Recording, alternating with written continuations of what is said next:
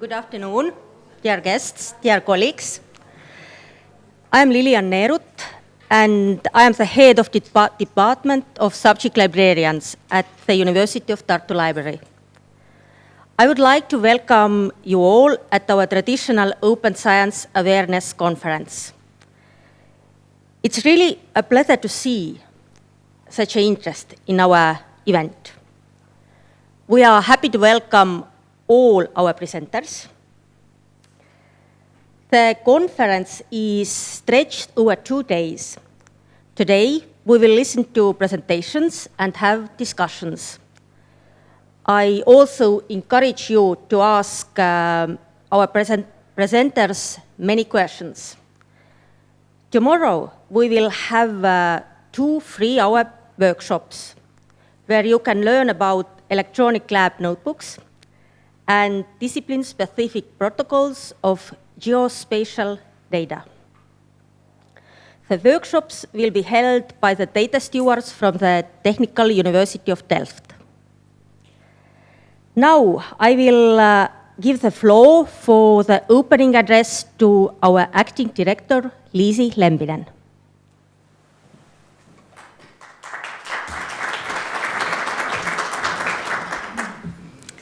Welcome to the University of Tartu Library.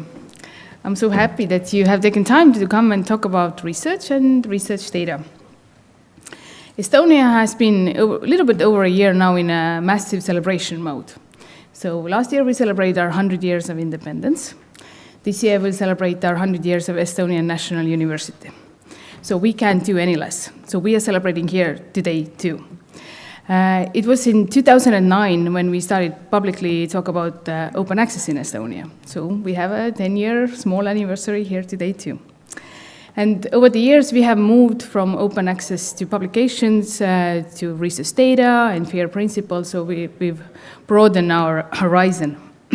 And of course, if you're looking at what's going on in Europe and European research policy, then it shouldn't be no wonder that we are talking about these topics.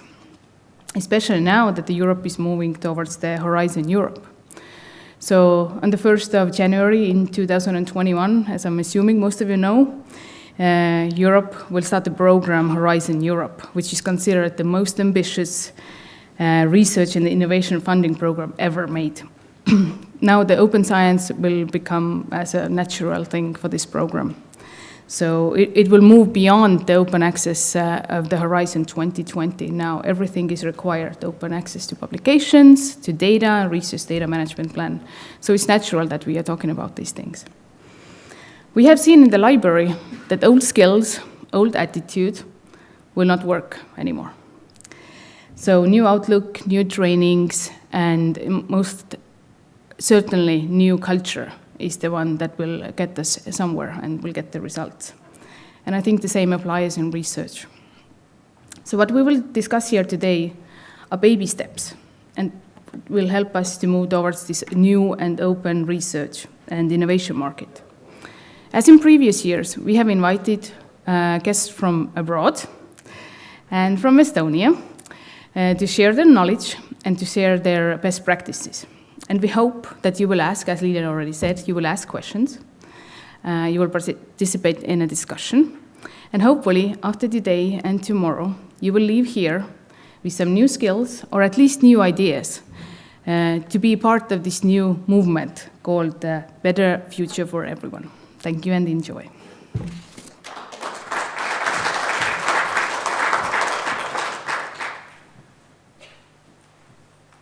Thank you, Liisi.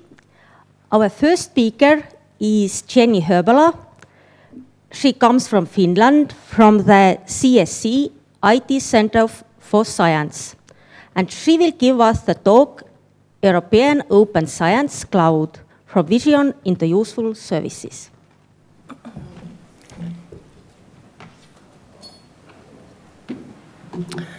Thank you very much. It's a pleasure to be today here in Tartu, and thank you for the invitation.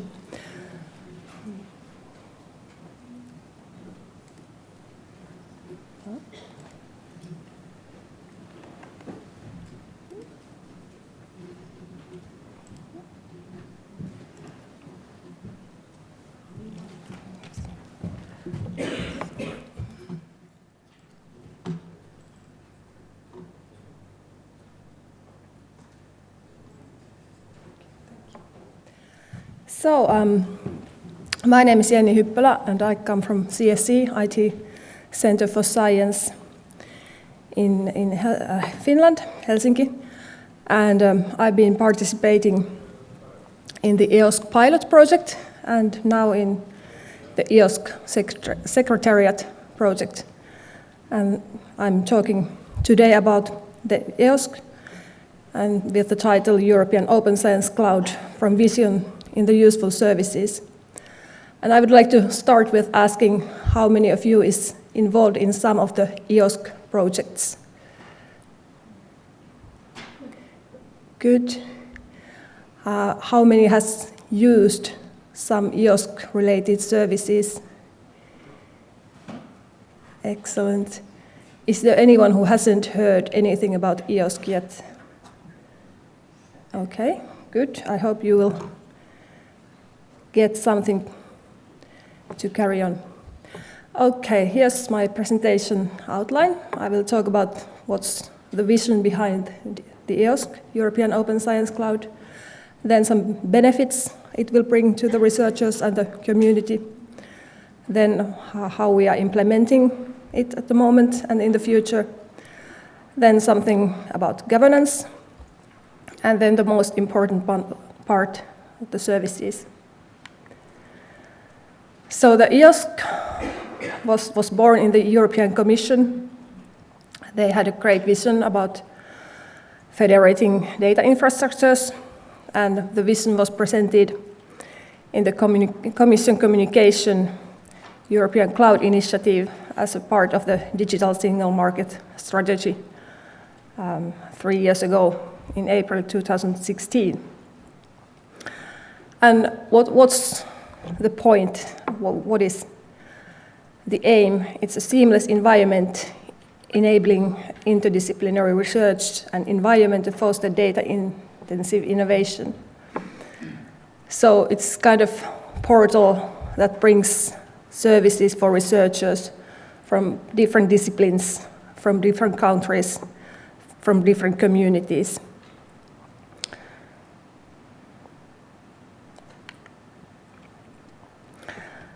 So the point is to get from fragmentation and uneven access to information to a federated model where access to data will be universal and building on a strong legacy. And on the left you can see what's the situation at the moment. We have a lot of infrastructures, a lot of projects, a lot of data dispersed all around in different organizations, in different projects, in different countries. And the aim is this common cloud for everybody, so that we would have a common EOSC portal and service catalog, kind of a highway to information and data and services that can be used for research and innovation. So what are the benefits? What does EOSC will bring to researchers in Europe? It's a service portal that will bring frictionless services for data-driven research and international research collaboration. Today, research is very networked. Researchers work across boundaries, across organizational boundaries, across national boundaries. Data is shared, knowledge is shared, money is shared as well. And all this makes European research more advanced and helps the society as well. So this EOSC would be an opportunity for researchers and innovators to discover, access, use, and reuse a broad spectrum of resources for advanced data-driven research, so that money and other resources are not wasted, and same things are not made in different places, but the resources would be used well and and in a good way. Then we would also like to provide a wider and better selection of services. We will bring new data sets available that will be available for use for other researchers and innovators as well. And thanks to this, we can enlarge the service catalog and at the same time focus on provide and developing more specialized services. And as there are many partners and many researchers from the Baltic countries and Finland as well, it must be said that early adapters will be in good position, as it will provide some competitive advantage because of the access to EOSC services and data. We will be attractive research partners for international collaborations as well.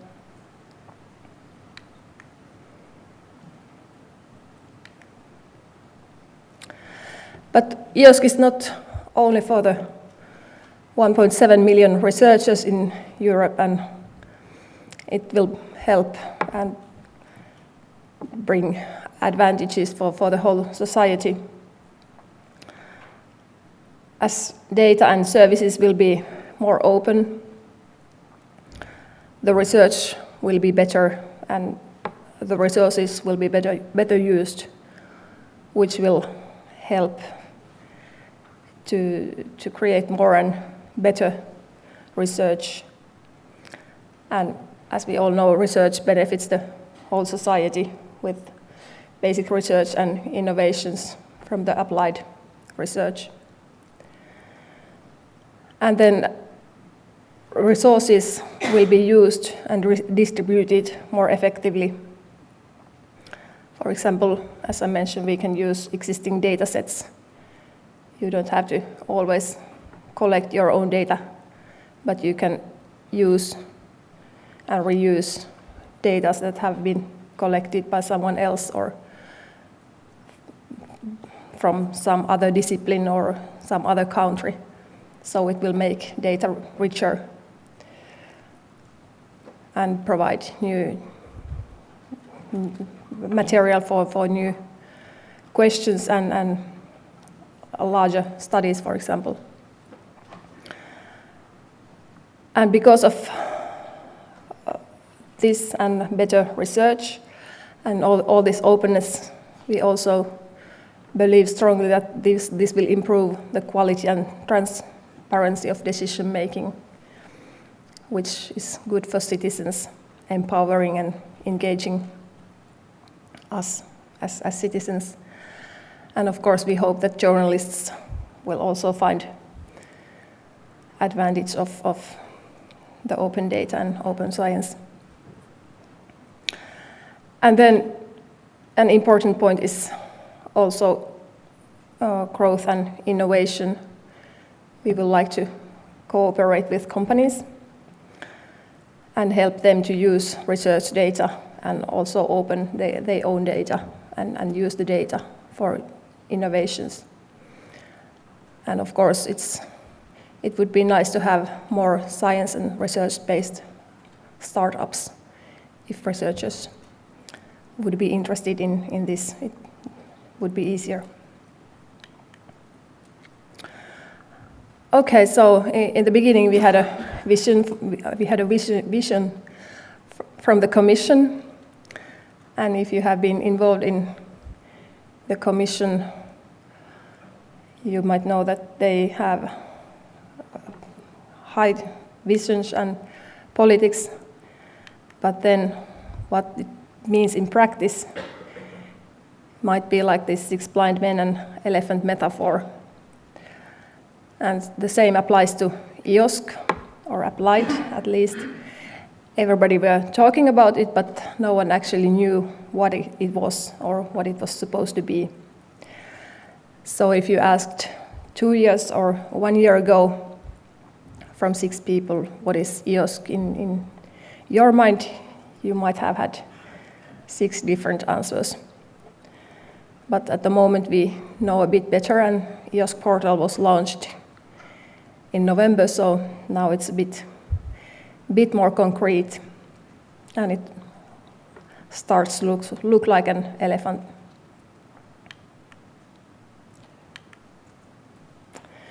But then these many opinions or many visions are also a strength, because if everyone is thinking alike, then no one is actually thinking. So it's very good that we have had this discussion and different kind of opinions and visions, what is EOSC and what it should be. And this is also because if you think about different research disciplines, how the research is made and what kind of services and data is needed, it depends a lot on what discipline you are working on. Comparing physics, for example, you can make exact measurements, and you might need a lot of computational power to make calculations. And then you have some human-based science, sociology, linguistics, for example. It's very different from that, and it's not that exact as the physics, for example. But still, you can use those services and resources, and new technologies are providing new opportunities also in humanistic as well. So the EOSC in the beginning especially was not just one project, but many projects. Here are some of them. I'm not going to tell details in all of these, but I could mention, for example, this EOSC pilot, in which CSC was also partner. It was running from 2017, and it's going to end in the end of this month. And it was on a political and governance level. We were talking about the governance, rules of participation, a bit of architecture, policies and stakeholder engagement, and things like this. So it was quite on a high level still, not very practical. And then last year started EOSC Hub, which was more like hands-on a bit. There was multiple service providers creating a hub, kind of pre-EOSC portal. And now the EOSC portal is running since the last November, as I mentioned. And this January started EOSC Secretariat.eu project. It's running until the end of 2021. And there are 10 partners supporting the EOSC governance and EOSC governance board and executive board and working groups. I will talk about them more later, but this is kind of supporting project. And then EOSC Nordic will start in this December. We will have a look on it later as well.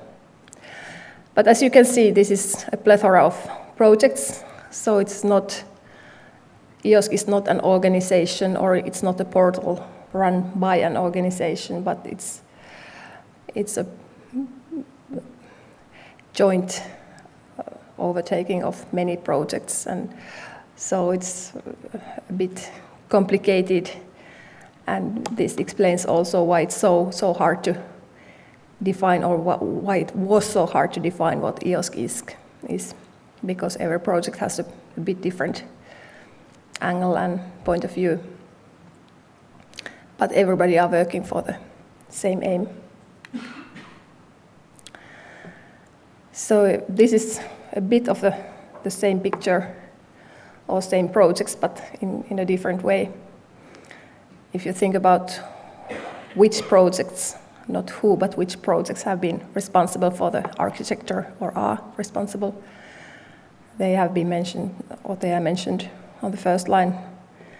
Then Fair project, IOSC Nordic, Freya and RDA will take care mostly of the data, FAIR principles, for example.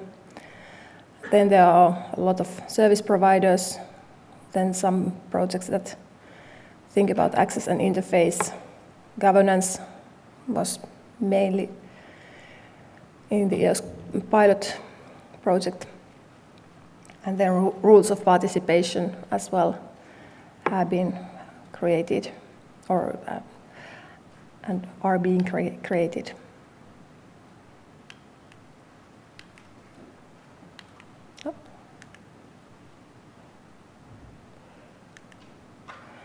So then talking about the IOSC governance, even though I mentioned that there are a lot of projects, there is a governance.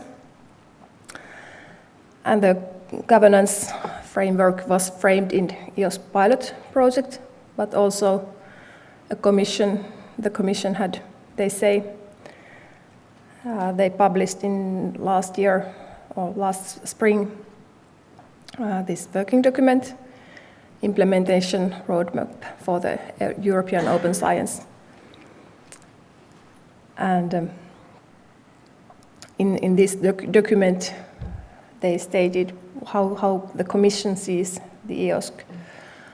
And now we have been working with the projects and the Commission to follow and to take everybody's opinion and vision into account. So in the high up, we have the IOSC board. There are national representatives from the member states and then some members from the European Commission. So it's more like the overseeing political body that orients and endorses the executive board, which is presented by the stakeholders. And the executive board is kind of a working body that gives reports and proposes and gives some advice for the governance board or IOSC board. And under the executive board, there is this coordination structure, as mentioned in this Commission working document. So the IOSC Secretariat is now taking care of this coordination activity. And IOSC Secretariat is led by the Technopolis group in Brussels. So they are the coordinator of IOSC Secretariat project. And it also helps to coordinate the cooperation with other IOSC related projects. There is no formal organizational structure, so it's at least not yet. So it's more unofficial at the moment. And then under executive board, there will be working groups. At the moment, it's proposed that there would be 5 working groups: landscape, architecture, sustainability, FAIR principles, and then rules of participation. And the coordination structure, so IOSC Secretariat will support and help the working groups in their work. And it's not yet decided how the members will be selected, but at the moment, the idea is that at least a part of the members of the working groups will be chosen by an open call. So if you are interested in this, please have a look and join the mailing list of IOSC Secretariat. And then there will be stakeholders forum. It's foreseen that there will be a stakeholder forum this autumn, the next one within a year, so in in next year's autumn. And it's hoped that it will attract policymakers, researchers, research institutes, research organizations, research infrastructures. So basically, whoever is working with research and is interested in EOSC. And there will be more information on that coming as well.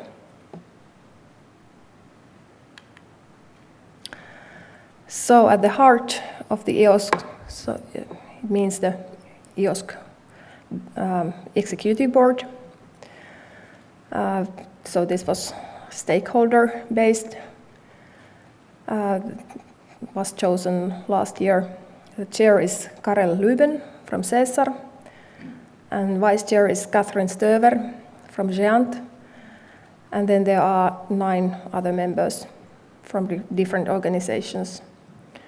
I think many of you know at least some of these people. They are very active in the European research and research infrastructure scene.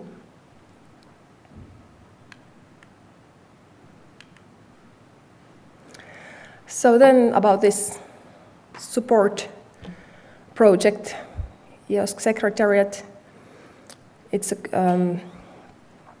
a lean project with 10 partners, and its task is to support EOSC governance, and it's working openly and inclusively with the communities. We are very open to any feedback, any ideas you might have. So please be in touch. And main tasks are coordination services, then the website, eoscsecretariat.eu, coordination with other EOSC projects, then having a knowledge base, then liaison with non-EU countries. Then we will organize this stakeholders forum, open consultation, and then support board meetings and other events. And then, very importantly, we will engage community and other stakeholders.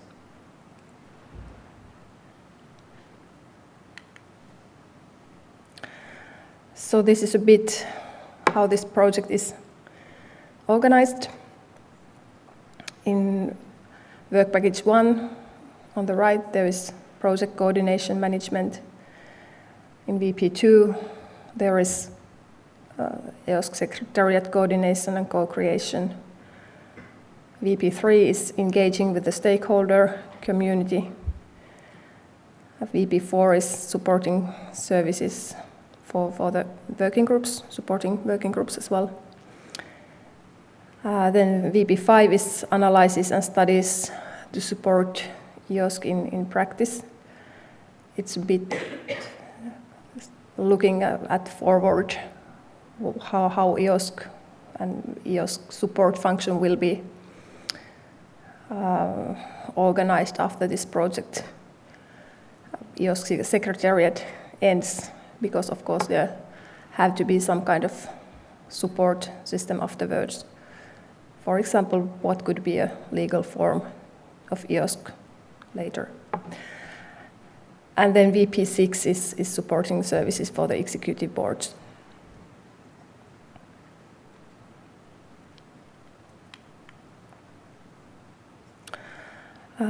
This is the land page of the EOSC Secretariat.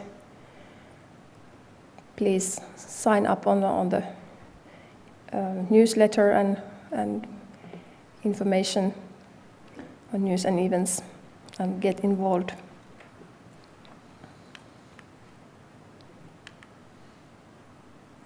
So this is a call for you. What can you do? As I said, we started in January, so everything is not set yet, but there is more information coming on weekly basis or daily basis, so you can benefit from co-creation funding, you can contribute to the working groups. Keep in mind this open call for working group membership. And then you can bring your assets to EOSC. You can bring your services into EOSC. And then, of course, to join the EOSC stakeholder forum in this autumn and next autumn.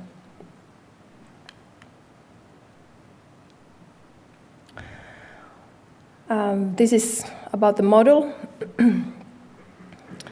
from the Commission Strategic Implementation Roadmap from last year, and this is up to next year. So what are the main tasks at the moment, or what will be done is to identify and authenticate and provide access to resources of the EOSC. Then it will be a protected and personalized work environment or space, logbook settings, compliance recording, pending issues. Then access to relevant information, services to find, access, store, reuse, and analyze data. And then we hope that services will make their own data fair so that it can be used later and accessed later, and also ensure the long-term preservation. So then some words about EOSC Hub, another project which started last year and will run until next year. So it has been thinking or framing the research infrastructure roles in the EOSC. So what we want from service or product providers, we want that they contribute to the portfolio and integrate, promote, train, explode, and participate in the hub. Then early adopters will pilot, use, and co-develop within this EOSC Hub project. And then consumers will credit allocation and exploit, support, and then hopefully improve the services with feedback, and then of course use the services.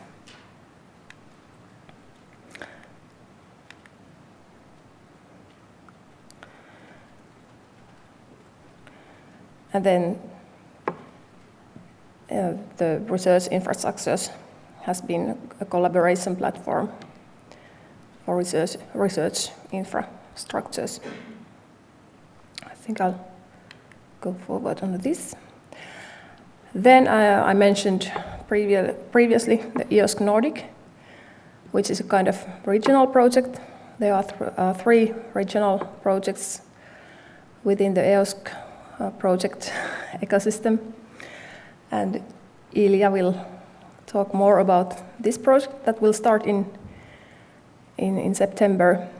But there are many Baltic and Nordic countries and partners, altogether 24 partners involved, also from Germany and Netherlands.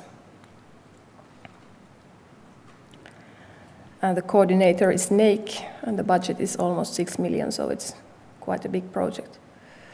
But we will hear more about that a bit later. And then the BEEF, the eoscportal.eu, which is now the EOSC service portal. It's a gateway for European services for research. And here are all the categories of services: data, software, consulting, aggregator, networking, training, storage, computing, analytics, security, operations, application. And at the moment there are over 150 services and resources, and they are offered by 17 service providers at the moment from public and private sector. So this is quite a nice start, taking into account that this is now has been running for 6 months, almost 6 months. And of course, this is growing constantly, and we hope that more service providers and more services will join the portal. And here are some examples, or an example of computing services available at EOSC portal. For example, there is Cloudferro providing Creodias platform, and then there's Geant providing commercial cloud computing services, and then CSC ePota,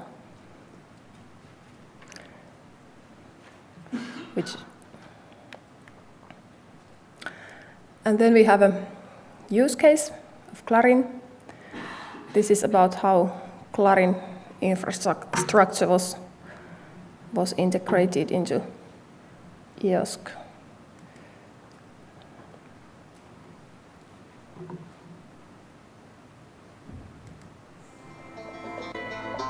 From language data to insight, the Clarin use case. Human language is ambiguous and often complex to interpret. One sentence can have multiple meanings, a great source of wordplays, and a great source of confusion for humans and even more for machines. Yet, textual and spoken data constitute a key source for humanities and social sciences. Researchers in Europe, historians, linguists, philosophers, anthropologists, they all rely on language material as a fertile substrate for their research. They require advanced computer systems to assist with the analysis process to address the following issues. Every language has its own specificities and thus requires specialized analysis software. While there are many language data collections and processing tools, it is difficult to find out which tool is best suited for a specific data setting task. With the increasing computational requirements and complexity of language analysis algorithms, local processing has become almost infeasible.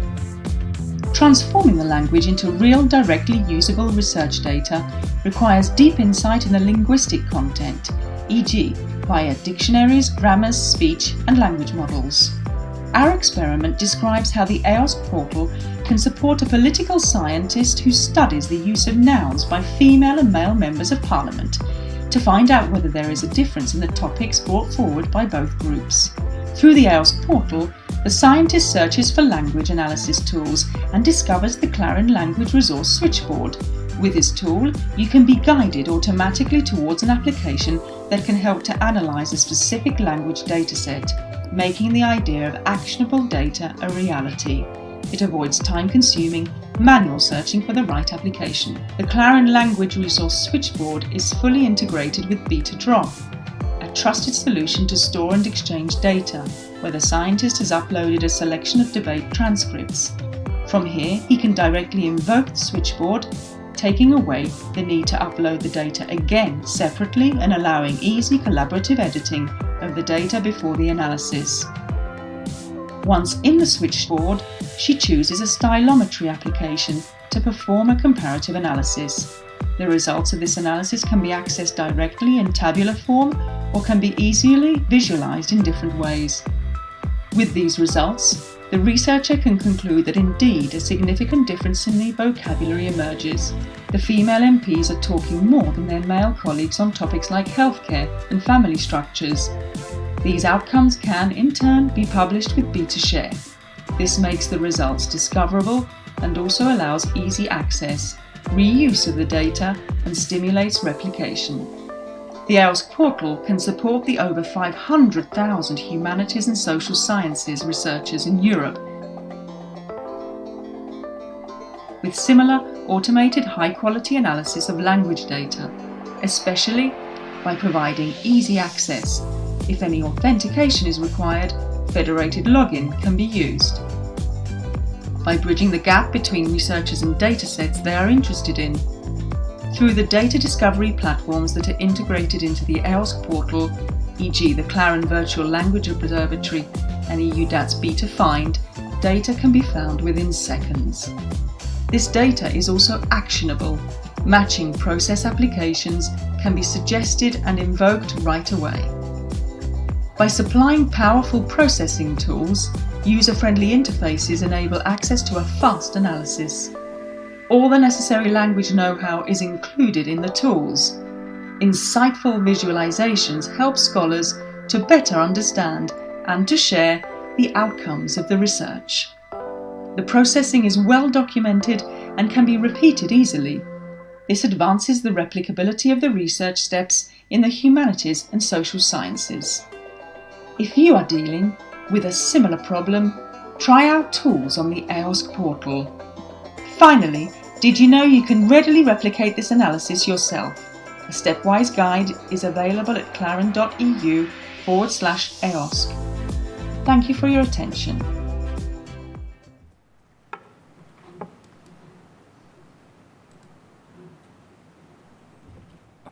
Okay, so this was quite a nice use case also because it was from humanities and social sciences. So you probably got the idea how these services can be used together. And as it was mentioned, Clarin is providing some services, and then EUDAT is providing this B2Drop and B2Share services that help you to share data.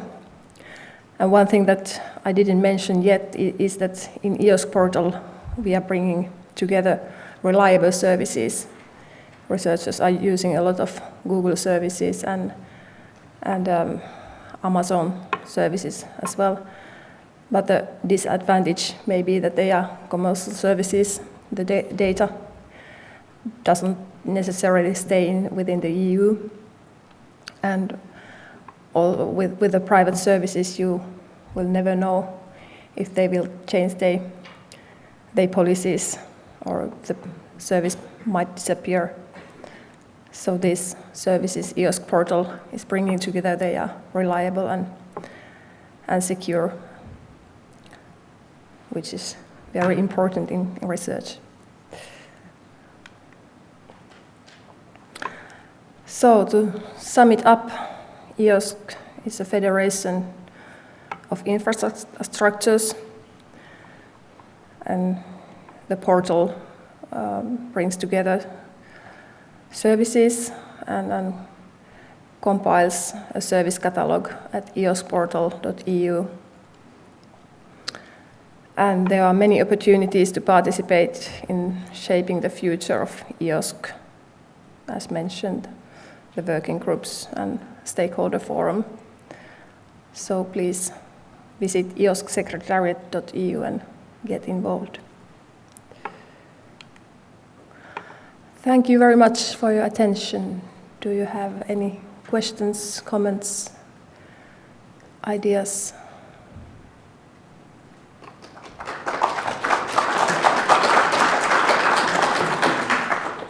Thank you, Jenny. And now it's a good chance to ask Jenny your questions.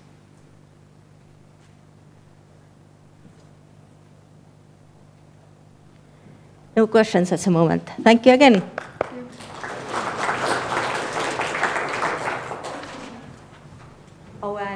Our next speaker is Ilja Livenson from High Performance Computing Center at University of Tartu.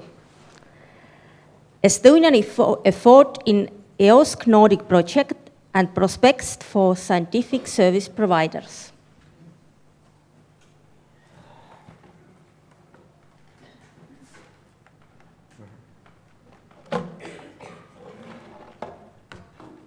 Hello.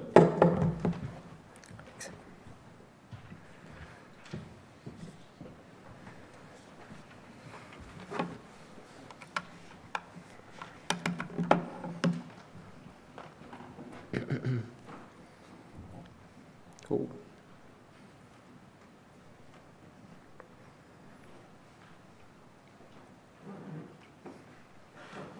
Okay. Hi. So thanks This talk is going to be, I will try to make it as non-bureaucratic as possible, but essentially the goal of ATAIS, which is the scientific computing infrastructure in Estonia, as well as all the projects where it's involved, is to basically to support the scientists that are doing the actual work. Just quickly, raise of hands, who knows what ATAIS is? Okay, 30. So in a sense, it's good that so few people know, because that actually means that we're transparently there and not interacting with the final users. So ATAIS is basically a national effort to build and share the infrastructure, mostly computational and storage infrastructure in Estonia. So it basically provides the hardware and support for research and R&D projects in general. It's a kind of distributed version of CSC in Finland, if you're aware of the setup. So it's currently composed of 4 partners. So it's Tartu, Tallinn, NICPB or KBFI in Estonian, and ENET or HITSA. And important is that essentially ATAIS is a national representation, so a national research infrastructure in Estonia. But to deliver the services in Estonia, you quite often need to collaborate with people outside and the infrastructures outside. And as such, ATAIS is also a member of the EOSC Nordic project that Jenny has mentioned, which is a new one starting from September, which is aiming to actually put some meat on the EOSC buzzwords that are thrown around in various locations. Just to get a feeling who is using the ATAIS resources, it's actually most of the major communities in Estonia. So it's biobanks, high energy physicists, computer science departments, language technology, and various S3s and collaborations in Europe. So ATAIS is basically there to support whatever needs are there for the projects. Now coming to EOSC Nordic, and so as Jenny mentioned, this idea of EOSC having a common pool of resources, common pool of services in Europe, it's not new, to say the least, but it has been talked about so much that people are kind of got a bit depressed that maybe nothing is actually coming. So EOSC Nordic is an attempt to figure out if we can do that, actually, that vision in reality work in the Nordics, given some aspects or prospects that might not be true for the whole Europe. So one of the hypotheses why the idea was that maybe EOSC Nordic will succeed, and I'm being positive that it will succeed, is that Nordic countries are already quite closely collaborating. So for a while, for many years, there has been an initiative called NIC, Nordic Key Infrastructure Collaboration, which started as infrastructure, but nowadays is doing whatever else. It's kind of collaboration as a service type of organization. And many of the research activities in them, well, mostly Nordics, Estonia is trying to get into NIC now. So they have already been happening in a certain way.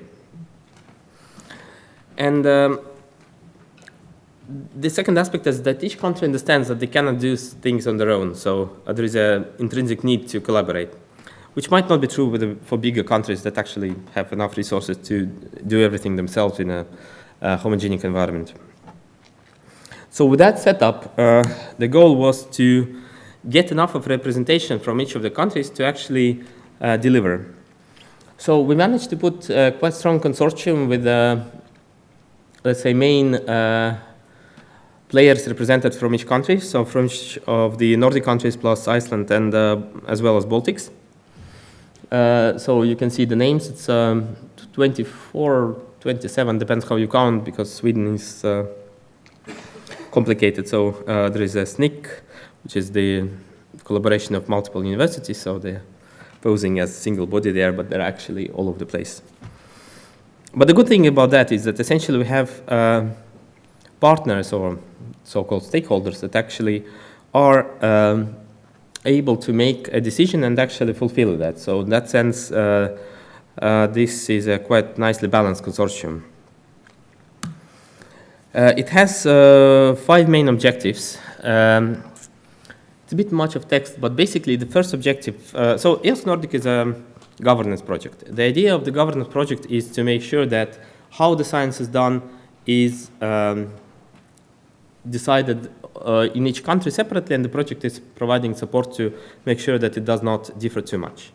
So the first objective is actually to make that happen. So to harmonize the policies, to make sure that all the legal aspects that come up from the fact that you are doing research cross-border in a European fashion is actually resolved, so that you don't have to do it separately each time over and over again. The second aspect is actually, and that's where Estonia is mostly involved, is to figure out what are the methods how we can improve the discovery of the services that are being developed in the region, so in the Nordic region and the Baltics, and how can we, and the services can be a data repository, it can be data processing, it can be whatever related with data, it can be whatever related with the sensitive data, sharing of the data, so pretty much whatever you can classify as a service. And in that sense, this is another aspect. So we want to make sure that whatever is classified as a service has at least some common properties, so that we don't go from country to country and see new definitions of what is being offered, new definitions of whether we can rely on a particular service or not. So we want to make sure that this is handled and managed in a common way. Quite big objective is also promotion and the uptake of the fair practices. So that includes the adoption, let's say, of the certification schemas for the data providers, mapping of the gaps, and whatever else is needed in order to understand how it is on, across the domains of the science. Objective 4 is so-called piloting or testing. In a sense, it's important because at the end of the day, the whole point of EOSC is to make sure that the science is better after the project than it was before, science in general. So unless we make sure that actual scientists benefit from the whatever we come up with in terms of governance, technical frameworks, whatever else, there has to be some kind of validation. So I'll go a bit more detailed into that one so you can get a feeling as to how exactly we aim to improve each aspect. And the last but not least is the objective 5, and that is actually to, well, in layman terms, is to build a framework for shared service desk across the countries. So as simple as is, but that would be hooking into the support for the national providers. So if you have an issue with a particular application or a case, that there would be a mechanism through which you can engage a support expert from another country. That is not something very new. It has been tried before, so, but it has never been really hooked into, let's say, policies and sustainable effort. So at the moment, the NIC, which is this collaboration across the countries, is probably going to say later this year that they will sustain this effort later on. So new service providers, for example, can rely on using that infrastructure to provide the services. And that's actually important for a reason that if you want to get in some point funding for having a service or for people using your service, then maturity of the service is an important aspect. And the various aspects like service desks and so on, they're expensive. So when people are developing the service, they sometimes do not think about the fact that you have to also support that later on. So with the Knowledge Hub, we're trying to identify whatever is needed in order to have the sustainable structure that can be shared across the countries. So, as I mentioned before, I have some pictures left only for well, I don't like the word work packages, but basically the streams of work under EOSC Nordic. The first one is as to what is going to be addressed within policies and legal issues. And if you feel that one of the topics speaks to you, please talk to me, and I can at least connect it to the correct people who will be involved in deciding on that. So the open science policies and the way how it's used in application to the funding, in application to the infrastructure providers and so on, is something that is a bit different in various countries. So in CSE, for example, in order to get access to resources, you need to classify the research you are doing according to one indicator.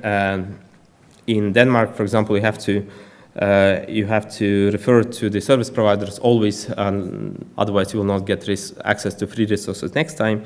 So these kind of policies and principles are quite widespread, and it becomes a bit of an issue if you just want to go and use a service from the other country, because suddenly you figure out that there is a completely different world, despite distance being like 100 kilometers. The funding in the countries is also a bit different. So the models for that, how to make sure that actually people are motivated to open the data, is something that needs to be addressed. The legal issues come up, apart from this nice buzzword of GDPR, also when you're talking about sharing a bit more sensitive data that potentially means having additional collaborational agreements or whatever else is needed in order to actually be able to put the data into one place and process that. And finally, I see that Preet is sitting here, so our Council of Science is not so big, and actually it's also not quite big in other countries, but in order to be able to follow up on all the stuff that's happening in the world or even in Europe, you actually have to coordinate and to take common positions on things. So EOS Nordics is also tasked with coordination and of these kind of activities across the countries and actually across the region. So with the Southern Europe, Central Europe, Balkan countries, and so on. So there is several consortiums similar to that. So this is in terms of the project, it's like work package 2. So whatever is related to the policy and governance. The interesting one, I would say, where we are also leading that, is how to make it easier for the service providers to actually play that game. So how it's possible to integrate your existing services with the, well, primarily European Open Science Cloud, but also across the borders. So there will always be services that are limited by a region, that are limited by country. So how to make sure that you as a service developer can concentrate on providing the best effort, best service, instead of dealing with all the bureaucratic changes. And secondly, how can we make it interoperable? So if today you're offering a data repository and you're using a TIES, so tomorrow you feel that the TIES is starting to ask money and this is not what you want, what are the methods, what are the procedures, how can you decide to move to Denmark, for example? So what are the semantical aspects, what are the organizational aspects as to how this can be done? So this is something that we're going to solve probably within a year or so. So this is a bit more technical as to what we're going to do. Perhaps interesting aspect is, and this is was somewhat planned to see what can we make out of the fact that X-Road's services federated across the country, at least Estonia and Finland, plus Iceland is joining soon.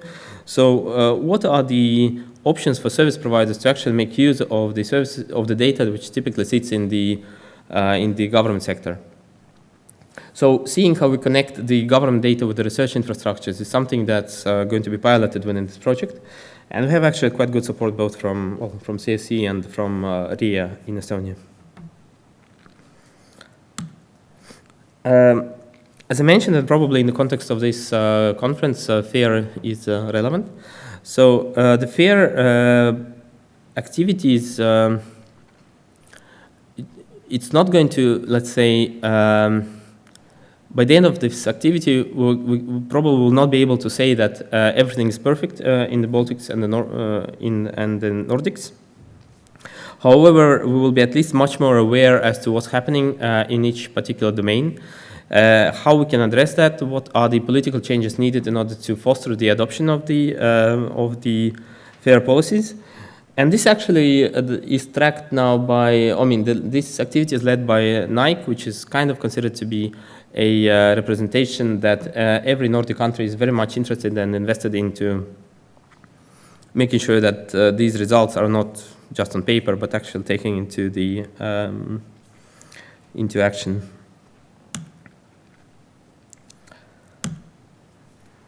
And finally, well, almost finally, this work package 5, or the pilots about demonstration of the use of EOSC.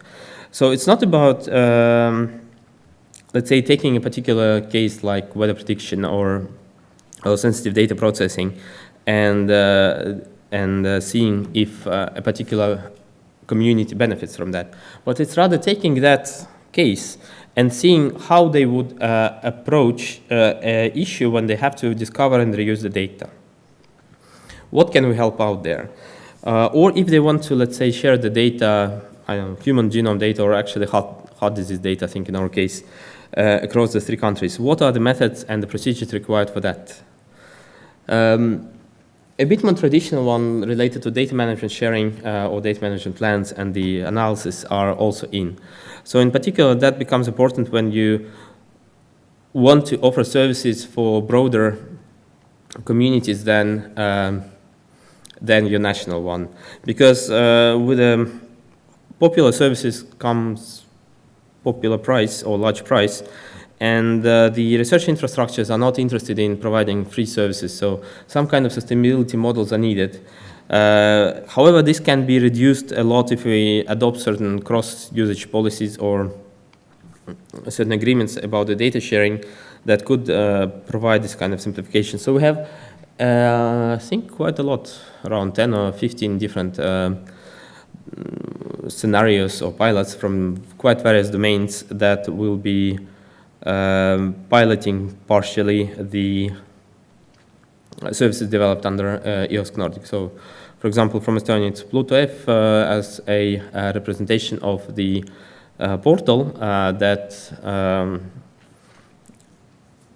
will be, I think it was going to be analysis and post-processing aspect. So how a popular portal in Estonia can make use of the services in other countries in order to provide a better service as a portal.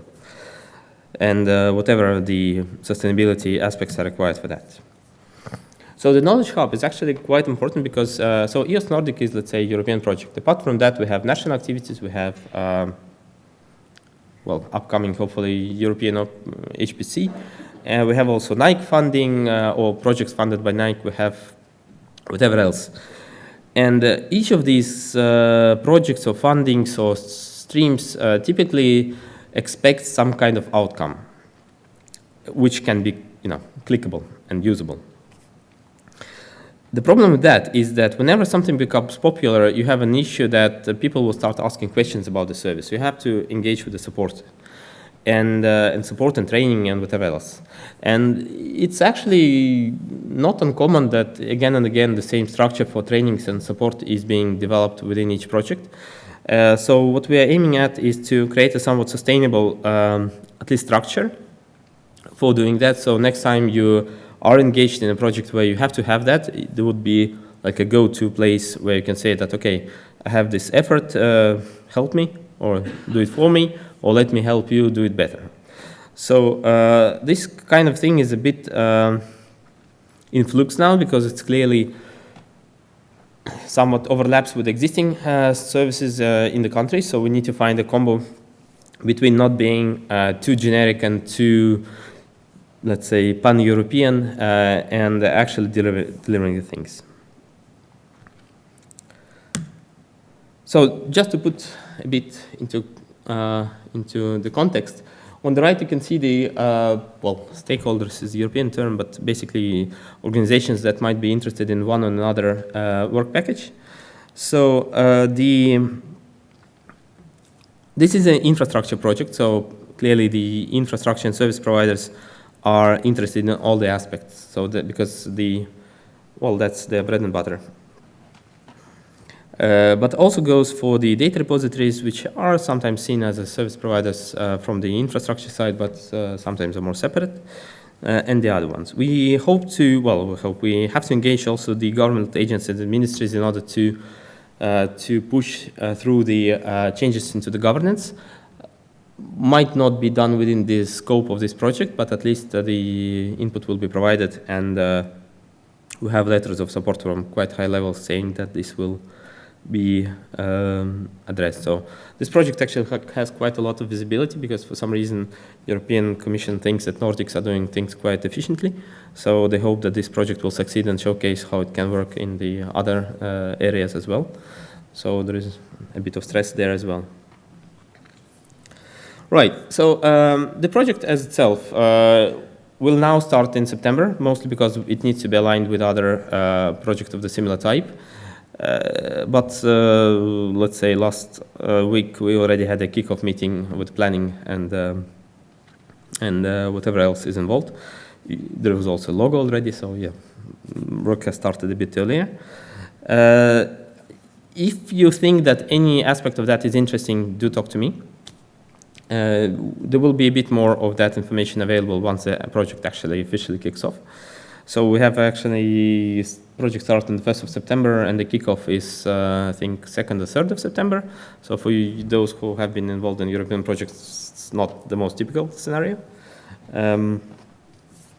So hopefully it will be a successful project to talk about with respect to the improvements to the e-science. So thank you very much.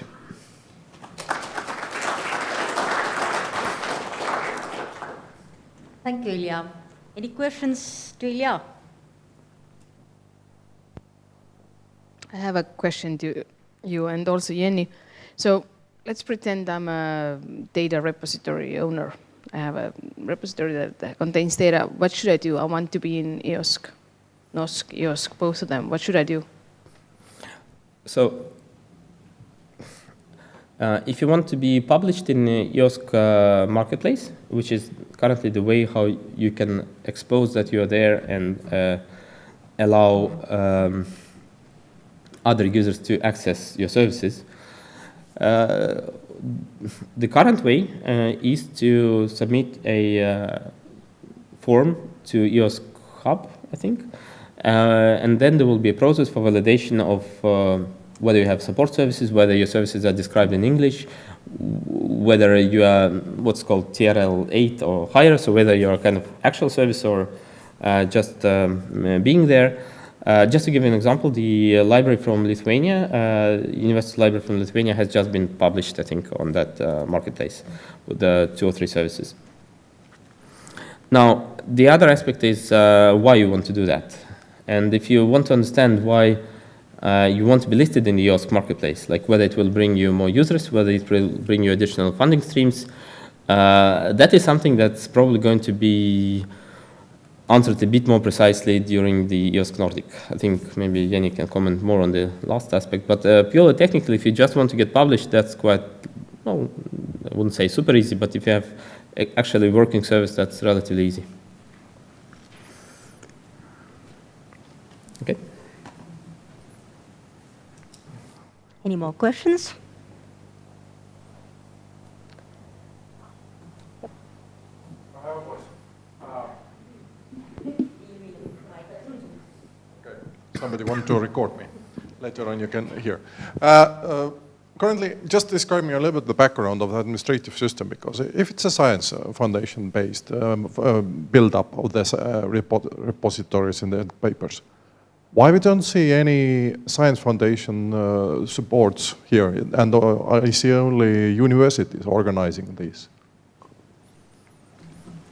So, you mean research councils, or? Yep. That's a good question that probably can be addressed more to the research council. I mean, I guess the question is whether the research council in Estonia thinks that it's important to have open science, or? I understand that it's obliged now to have from 2020 open science. Well, depends on the funding. The regulations and the requirements are typically connected to the funding. I think, yes, in Horizon it's quite mandatory now. If you go for local funding, depends. Mostly Norwegian funding also is very much requirement to be open. All the, let's say, worldwide bigger funding is also requiring the open science. So in that sense, the question is that, I know, I'm probably not the correct person to answer that for the Estonia, but I do have a feeling that maybe it's a bit underdeveloped here, to say, but it's a way how to, the first step is to realize that we have an issue. And within EOSC Nordic, actually, let me check if I have right, so one of the ways how that's going to be checked is to see if we make use of the integrated data management plan workflows, which is a kind of common practice in quite many countries. Can we maybe do that without, let's say, causing additional overhead for the scientists? Because, I mean, one of the problems with open science is that it solves additional overhead. So if you want to do some work and then to publish that, there is a bit of extra effort for publishing. So if we can find a way how to make it convenient, then I think that would be a solution for the problem. I'm not sure if I answered your question, to be honest, because maybe I lost you a bit. Just, okay, you don't have local background. Estonian Science Council has a data science web where everything is up, at least publications, and in some way also data sets. And it's building up further and further. And that way I see as parallel system to build and to force, and that to move us into double reporting instead of having one. Okay. First of all, yeah, we're talking about publication is just one aspect of the open data, so it's a bit more. But with respect to publication and all the efforts, it's not about, it's not about duplicating the effort. If there is something there, for example, for the biodiversity, I mean, the same Pluto portal is exactly doing that. It's opening up the data in a certain domain. So publication is a bit different domain. So the effort under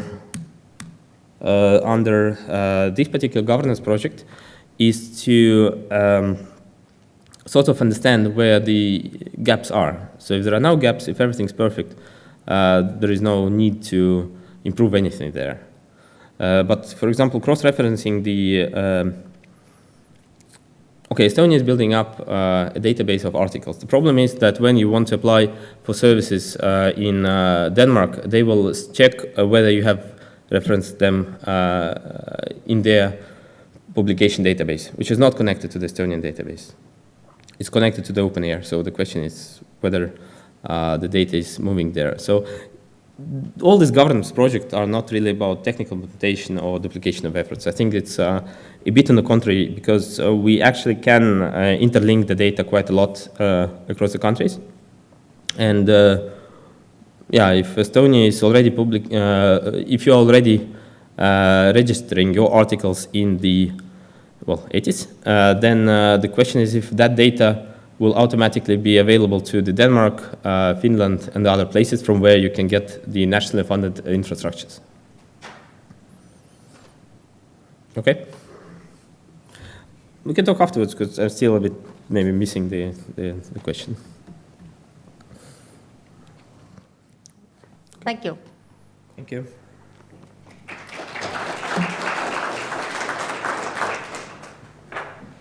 Our next speakers come from the Netherlands. They both are data stewards at the Delft University of Technology. And first, Gees den Heijer will give us some insights into the life of data stewards.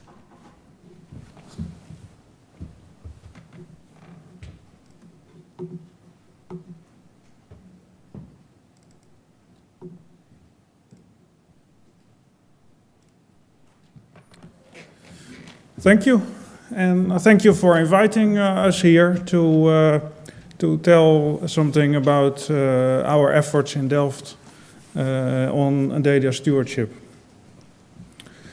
I will take you along a bit how we organize the data support in Delft, and the title is Data Stewardship Multi-Level Support.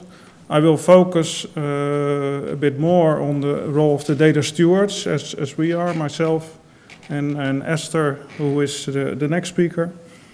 So I will take you along about how we organized it. A little bit about myself. I am experienced in data and information. I am data steward at the Faculty of Civil Engineering and Geosciences, one of the 8 faculties in Delft. And I'm also a private consultant in part-time. I have a background in coastal engineering, so that is also part of the faculty where I'm now a data steward. So I have my PhD there and even my master's. So I know at least a part of the research that's going on there. And that helps, I can tell you, that helps a lot in supporting researchers in data management. A bit about the outline of my presentation. I start with the introduction and then I take you along a bit about the details of data stewardship and how we see data stewardship. Then I line out the structure of support as we set up in Delft, and I focus a bit more on the role of the data steward, also a bit of the activities that we do. And well, you might wonder what the images mean in this slide. I will touch a bit of the top image. And the bottom image that is the surprise for tomorrow's workshop.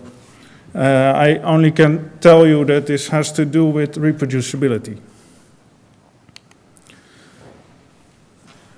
To set the scene, well, we are from the Netherlands, and the Netherlands is about as big as Estonia, a bit smaller, but we have 13 times as many inhabitants.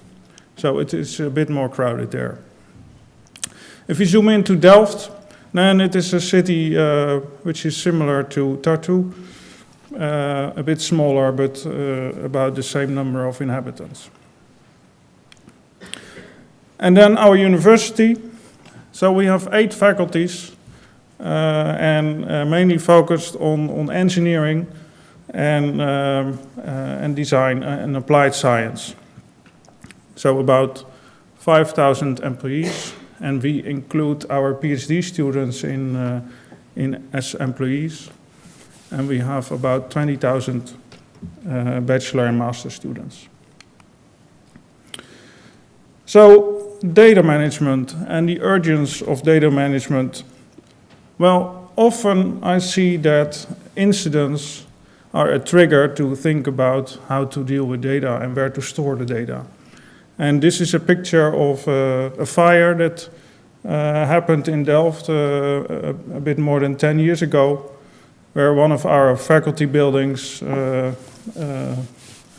was on fire. And that's, of course, a serious issue if you have your data locally stored in your office on an external disk or something like that. But I would like to argue that in the more nice events, like a PhD defense, there might be more data getting lost there than during incidents like fires or other incidents. Because when a PhD student defends his thesis or her thesis, then often data is either just lost or taken along or not properly documented and therefore not usable anymore. And then you also can think of more like incidents where data gets lost.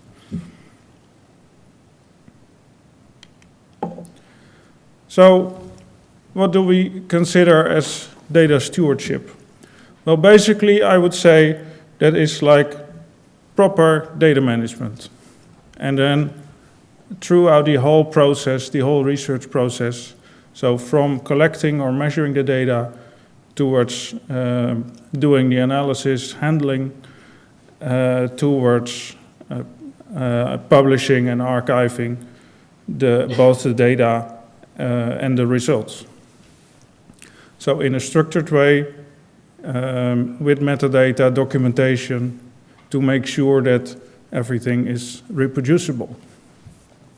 And that ultimately ends up in fair data and also software. Software is, at least in our university, probably as important or more important than the data itself. And then data stewardship, it's not like you perform data stewardship or you don't. It is like a curve, and you can argue whether the shape of this curve is true or not. Probably we can have a discussion during the break about that. But I would say that if you are aware of performing good data management and you think about it in an early stage of your work, then you are already almost halfway. You can ask for help, check whether support is available, and make progress in that. If you are already at a, so to say, higher level, then you can probably make everything still a bit better, but then it takes relatively a lot of effort to make your data a bit more, a bit better managed or a bit more fair. And, well, why would you care about data stewardship? Well, I already mentioned a few things like incidents and also nice events like PSD defense.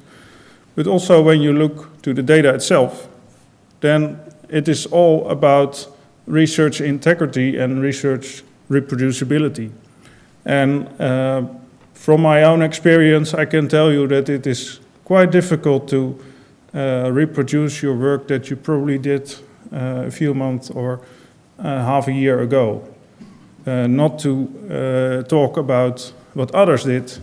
When it are colleagues, you still can probably ask them, but when it is somewhere in another institute, then the barriers are higher. And, well, if you then say, well, I just drop all my stuff in a box and it's all archived, that's not enough. So you should make proper documentation and really write down what you did, and then the paper is not enough. So in Delft, we started in 2017 with funding from the central board to raise awareness on data stewardship and make steps in that, also with open science in mind and fair data and all those buzzwords that are going around nowadays. So we set up the data stewardship program, or data stewardship project, as it is often called. And so the goal was to raise awareness and to provide support to create better practices. And the key is to provide discipline-specific support. So not one central body of support at the university in a central place, but really come to the researcher and make sure that there is dedicated support. And we implement that with one data steward per faculty. And here they are all listed, so we have 8 faculties, and since this year, every faculty has a full-time data steward. We started in 2017 with 3 data stewards, so with 3 faculties, with 3 half-time data stewards, and we built it out, so now we have full-time data stewards at each faculty. And then we also have, I would say on department level, we have data champions, but that is the next presentation, so I will not say too much about that. And So that was on faculty level. When we go one level up to university level, then we have support at the library. So we have a data stewardship coordinator to keep all the frogs a bit together. And we have also data support in the library. So as data stewards, we also make the connection to the other central services like ICT, legal, contract managers. Contract managers are basically based in the faculties, but they also have a strong link with the legal team.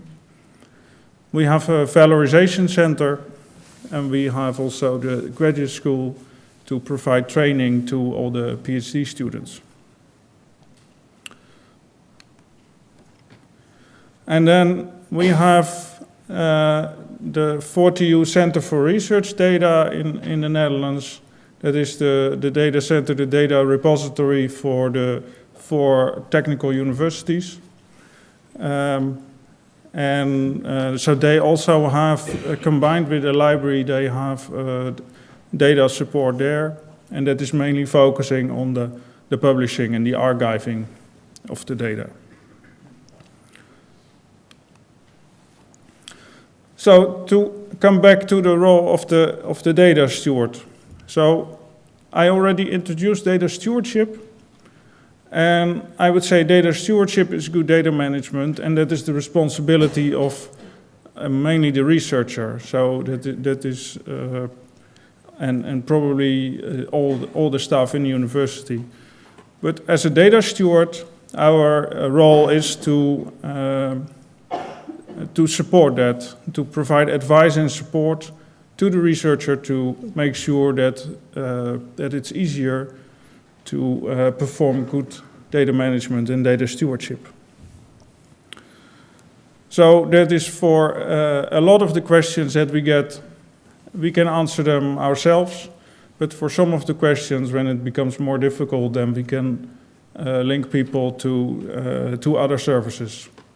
If it's very technical, then it might be the ICT services. If it's about legal matter, then we have the legal team, and so on. We also provide training, and that is then training more related to the data and more, I would say, the newer training. So the more established training should come from the graduate school that provides the training for the PhD students. And we are also to bridge the gap between the research practice and the policy making, to make sure that there are no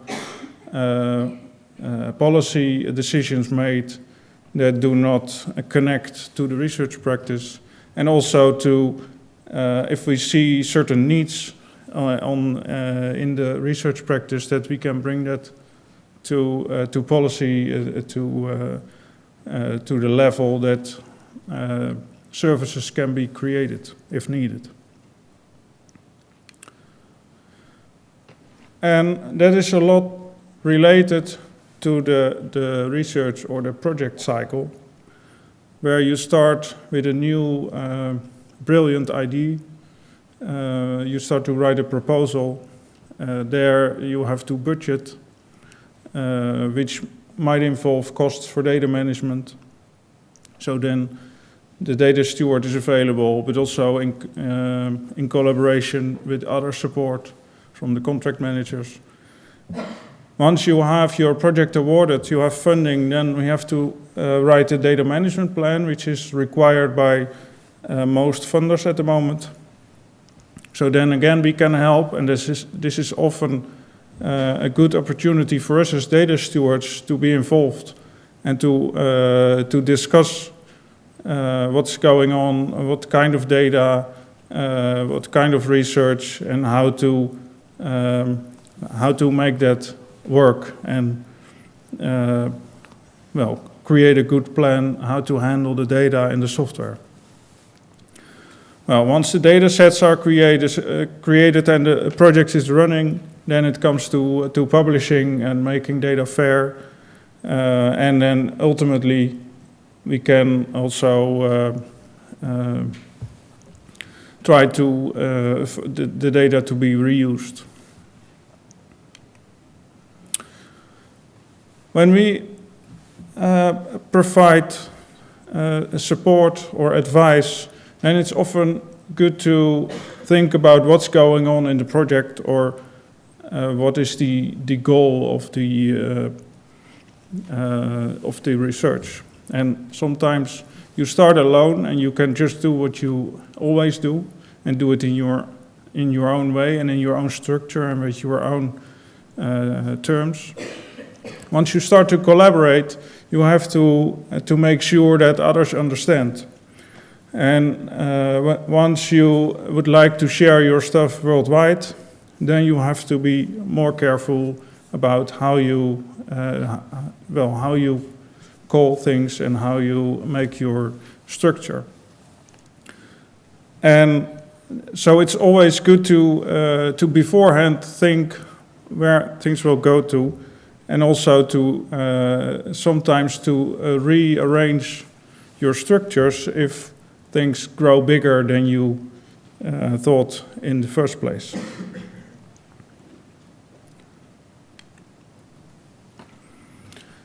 It's also always good to consider what tool or what approach is suitable for what you're doing. And then, so you shouldn't use a hammer to try and get a screw into the wood.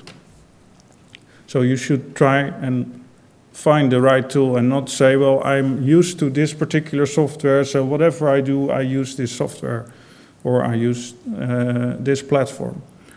So it's better sometimes to learn something new, or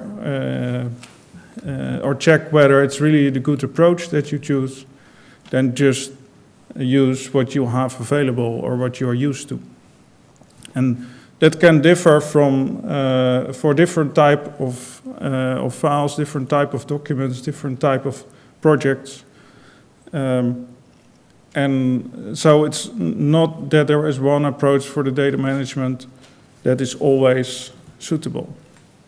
And that is very good to take into account. And that's also the conversation that we have as data stewards with the researchers to see what's going on.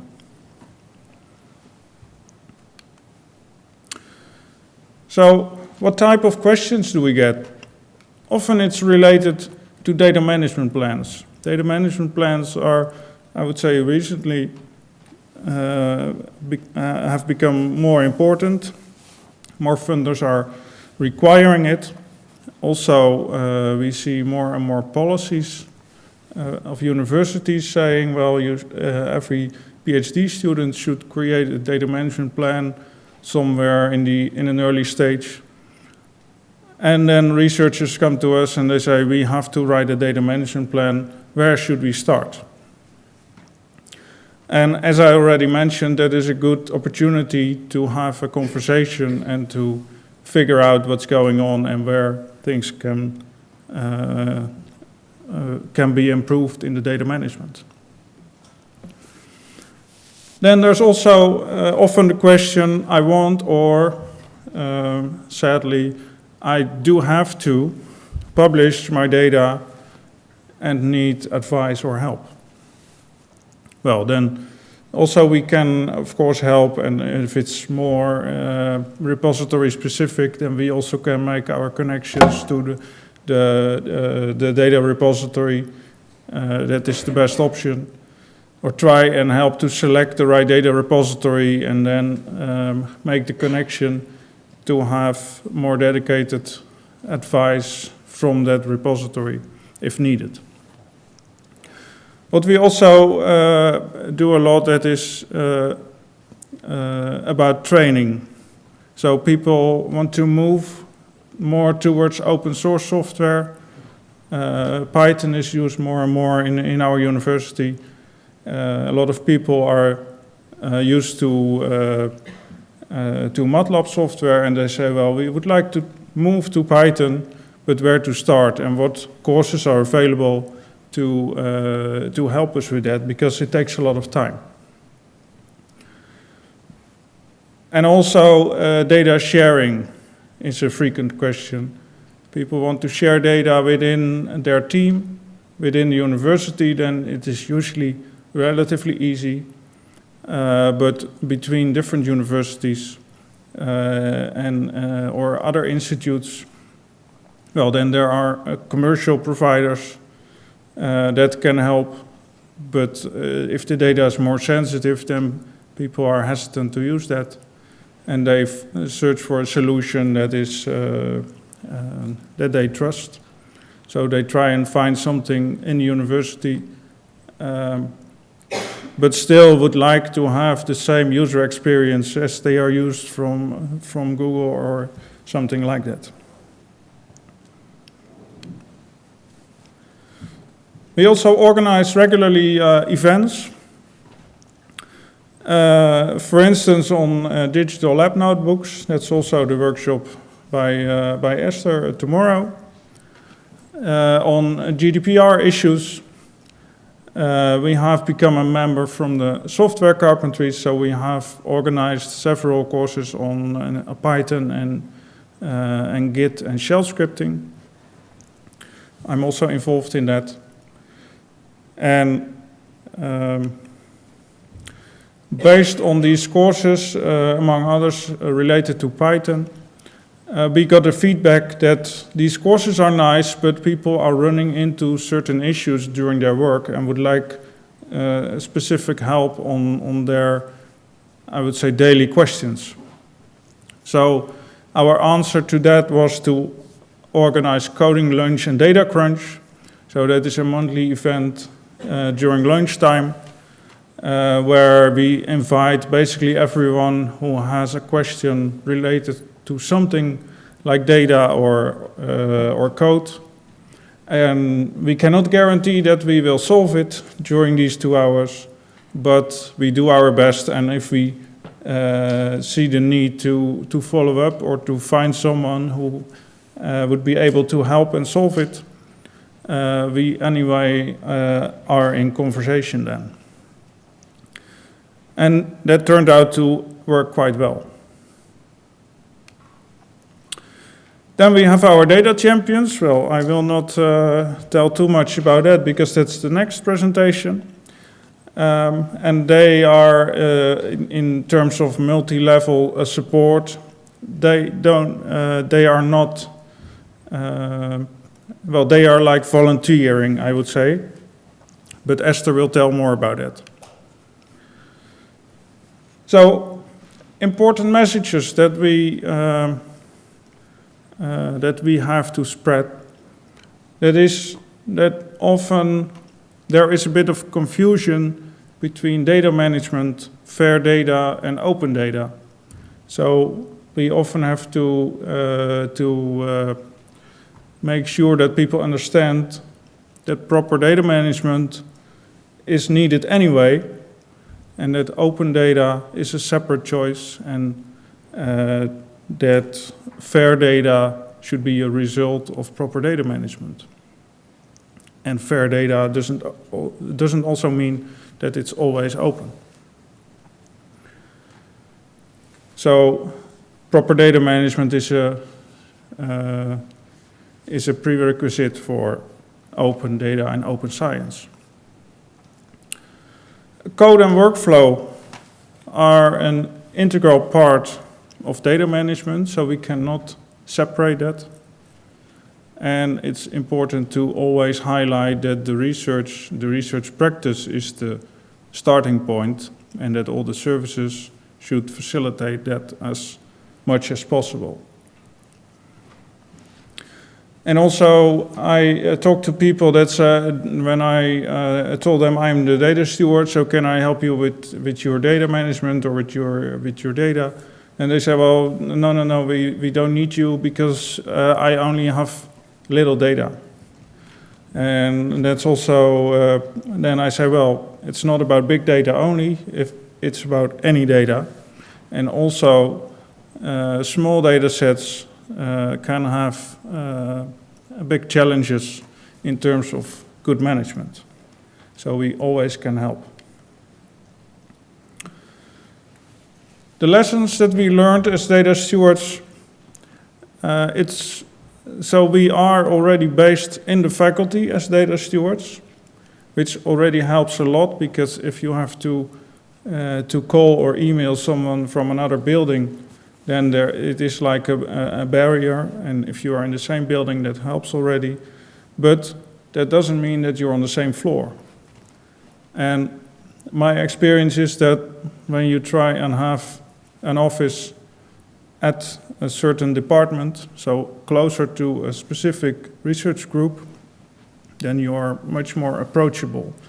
So I'm like going around and visiting different departments to make sure that I make the connection to all these groups. And then you also get more insight in what's going on, and you can provide more examples that are really related to specific topics. So that also helps to build the trust. Then, trying to make the connection based on what people are doing or what people are concerned about. And so I don't have like a standard speech that I give to everyone I talk to, but I just try and get a feeling of what's going on and try to help them with whatever issues they seem to be concerned about or might need help with.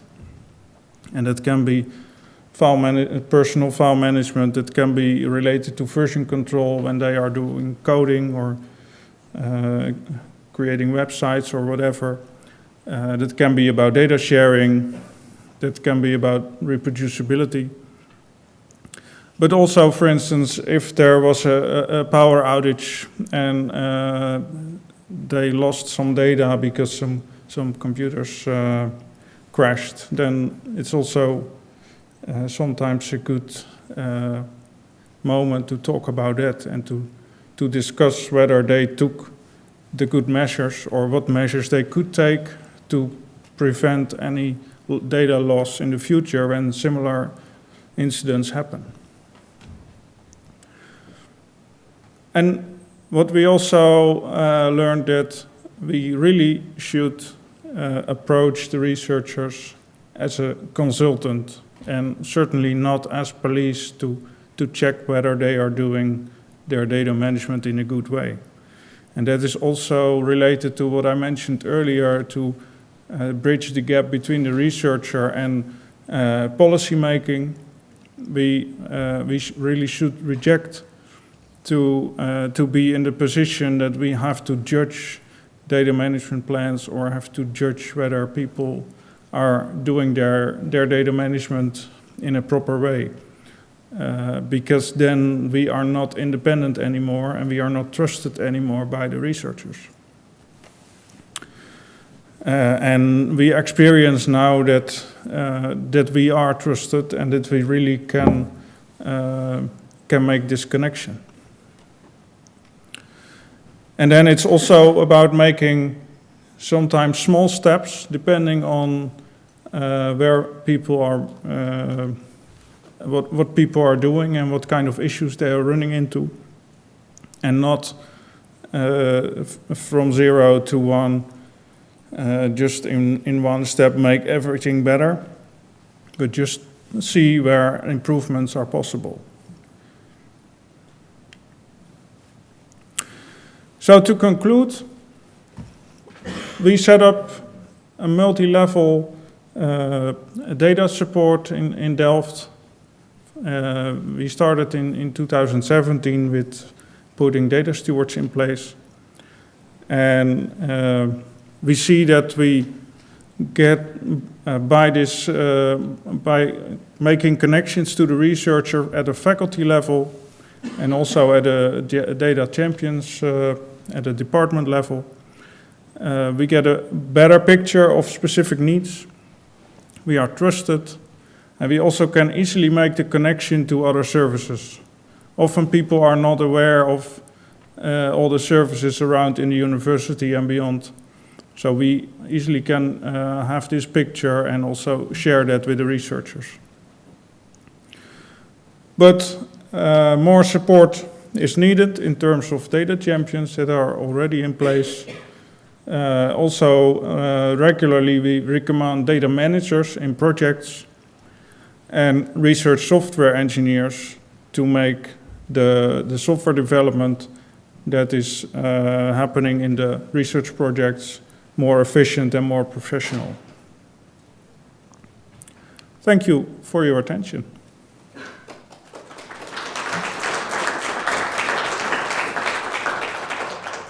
Thank you, Kees. Any questions?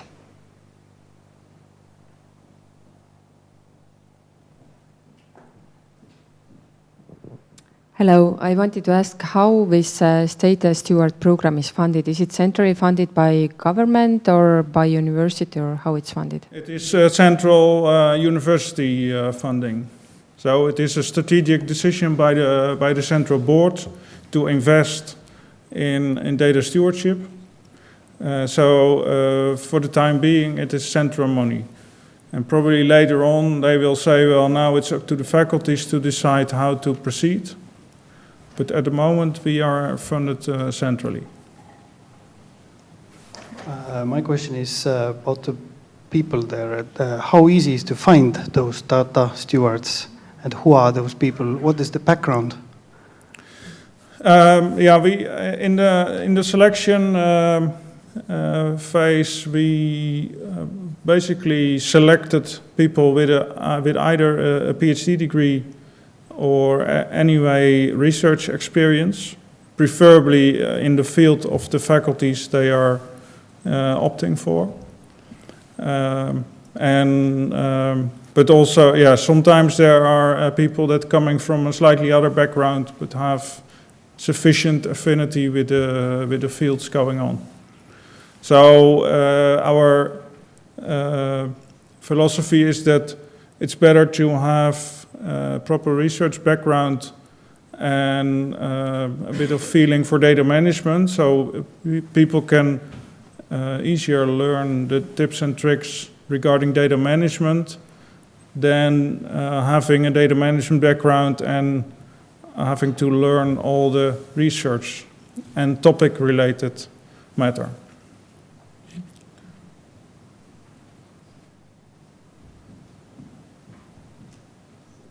Are there any incentives for your researchers for practicing open science and fair data? I'm sorry, for open science and fair data? Any incentives for researchers? Well, it is. I would say it is encouraged on university level. Also on. So we are working on a data policy at the moment. We have a policy framework at a university level, and we are now developing faculty policies. So there, it is depending on the focus of the different faculties, but usually there are statements in there. It's also part of the policy is that PhD students starting from this year have, at the end of their PhD, have to provide their data. So they have to, in a way, provide their fair data. So there are requirements there.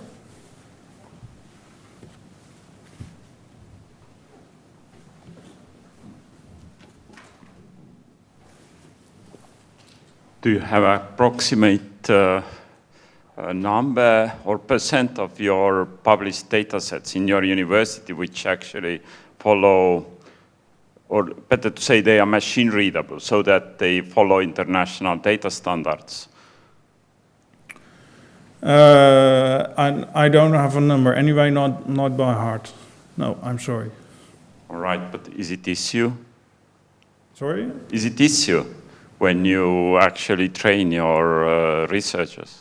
Yeah, so we are, of course, we are helping and striving after that, but I think we still have steps to make there. We are not there yet. Yeah.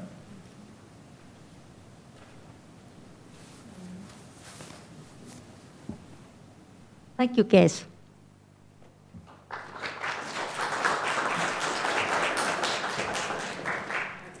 Our next presenter is also from the Delft University of Technology, Esther Plompt, and she will talk us about data champions.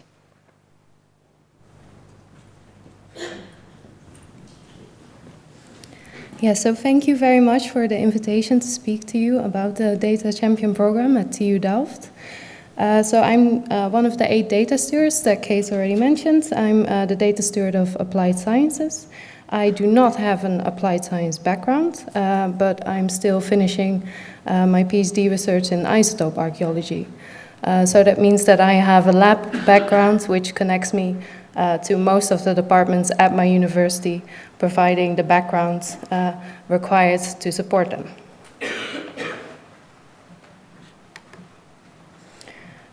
So we have the 8 data stewards, but even that we find is not enough to provide real discipline-specific support. I mean, Kees has more of a background into his faculty, but I do not, so I can provide general support.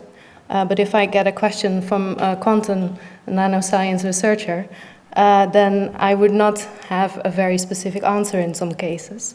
So the Data Champion program was implemented in 2018, so a year after the data stewards. So we currently have 37 data champions, which I've organized here according to their faculty. So as you can see, there's at least 1 data champion per faculty. So I'm pleased to say that I'm currently winning this race, but aerospace engineering is catching up, so I need to collect more data champions in that sense. But what are data champions? So in a very short sentence, there are TU Delft staff members that already practice good research data management. So they're already organizing their data in a manner which is understandable to others. They have data storage solutions which allow them to back up data automatically and share it with members of their group. They already share their data or practice research according to open science principles, etc. But what is most important is that they're willing to be local advocates and mentors and basically promoting these research data managed practices. And they are this at their department and section level, so it's really group support, mentors, and they're there to raise awareness of research data management. They're also the front runners at this topic, and they are the ones that will change the current research culture, making it more fair, more open, better research data management, basically making research reproducible and reusable for others. So the Data Champion program is really a bottom-up community formation, and that is important because it really needs to connect with the researchers. It needs to be useful to them in order for them to also implement it. Otherwise, it will just be an abstract thing. So the requirements for becoming a data champion, there are not a lot of requirements. It's quite low level in that sense. They need to be willing, as I said, to advise and advocate good research data management practices. And they need to communicate with their department and their section members. We currently ask them to participate in several meetings. So the idea is to have data champion meetings every 2 months at the faculty level. This is not yet established yet. And we would like them to participate in a yearly data champion event that is for all the data champions of the university. So we already had one of those, and we're organizing another one, so it might be more than just a yearly event because it was very successful. And as for the rewards for the data champions, which are very important, of course, because this is just another activity that we ask of researchers and staff members to do, which already have a lot on their plate. The Data Champion program offers increased visibility and impact. And that means that they are really promoted as a local expert on data stewardship. And they also have, as you can see on the slide here, a profile on the Data Champion website. So everyone can see these profiles and get into contact with these people. They can use this activity on their CV. They also have the opportunity to get their data sets or their stories in a sort of spotlight story from the 40U Research Data Center, which Kees already highlighted. So then they publish just a short story on either the website or on Twitter, highlighting the data set that a researcher has made available on the data repository. And it's also an opportunity for them to promote these activities in order to acquire future funding. Because at least in the Netherlands, the national funding agencies are switching to requiring researchers to be more open, have better research data management, according to FAIR principles, etc. So they can also highlight these activities as a reason for why they should receive funding. But also we involve the data champions in policy developments. Again, because it should be useful to researchers what is in a policy and not just be an administrative document that no one looks at. So we consult them in these constructions. And they're also involved in research data service developments. So that means that they are the first to know about new updates, and they're also consulted and providing very specific support in this. Because they are the key or the local experts, so they will be able to tell us if we're doing a good job or not. So they're also consulted in these terms. And the data champions are provided network opportunities. So we're organizing the meetings between the data champions, but they also can apply for travel and training fund, which allows them to travel to international conferences. So that's also a network opportunity in order to showcase their work on data stewardship and research data management. And they can also attend or organize trainings if they want to use that fund. They're also learning new skills because we're also informing them about any courses that are going on. And as they are local advocates, they also learn to communicate if they don't already know how to do so, to the department levels, to the department members about research data management. And lastly, but also very important, they get official recognition in a sense, because they get their profile at a webpage and we advocate, we show them as a data champion, as someone who is already doing a good job in data management. And they can also use this in their evaluation talks. So we have a yearly conversation about how you're doing, etc. It's called an RNO-gesprek, but that's very Dutch. So, but that's a yearly conversation about how you're doing and what are your future opportunities, etc. And then they can use this activity in order to show what they're doing, but also perhaps argue that they should not get additional administration tasks because they're already doing this, or education tasks because they're already educating their department members. So that's just another benefit of the program. It's also not very difficult to become a data champion in terms of what do you have to do. We have a form on the website, and you have to answer a couple questions on the motivation on why you share data management data and what are your reasons behind research data management. Why would you like to become a data champion? And what they could do to support their community, what their areas of expertise are, and then the administrative part about contact details and their ORCID ID and social media details. And then that comes into their profile on the website where you can read what all the 37 data champions say about their research data management. So these two, Eva and Anneke, are actually pro-open science, so they like to advocate those for open science and making their data available because they think that is very important. And it's really dependent on the researcher or the staff member, what they find key in becoming a data champion. But feel free to have a look and see what their motivations are. So then to come back to data stewards, what do we do in terms of how do we interact with data champions?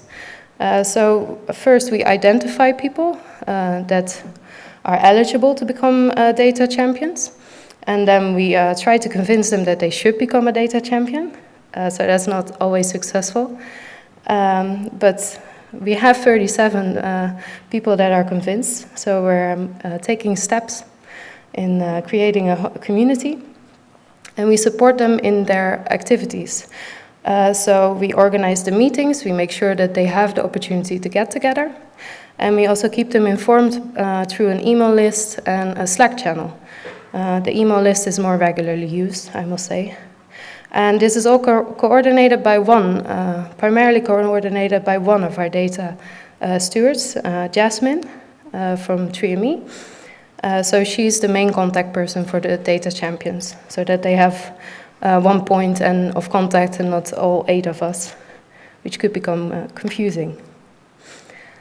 So I must also make a disclaimer here, actually. The Data Champion program is not originating from TU Delft. It's an initiative from Cambridge University. And they started this in 2016. And there's a link to the publication they wrote on that. And I will make the presentation available afterwards, of course. And they started their program off with an informal meeting. And they focus more on training in terms of they wanted to train the data champions and also make them provide training for their department members. And they also have a data champion website, so you can view this and also have a look at their data champions. And to keep the community active, they organize bi-monthly meetings. So the same thing that we would like to organize at TU Delft, so that they can discuss their activities and share experience and in an informal way, so also over lunch. In a sense, it's the two programs are quite similar, but we don't really focus on having the data champions do trainings for the department members. We focus more on being advocates and mentors. So they're more than welcome to organize trainings. They're stimulated to do so, but they're not required or anything. It's not like if you don't organize a training, you get kicked out of the data champion group. So it's more of an advocating rather than a training job, so to say. So we also had a kickoff meeting. This took place on the 14th of December last year.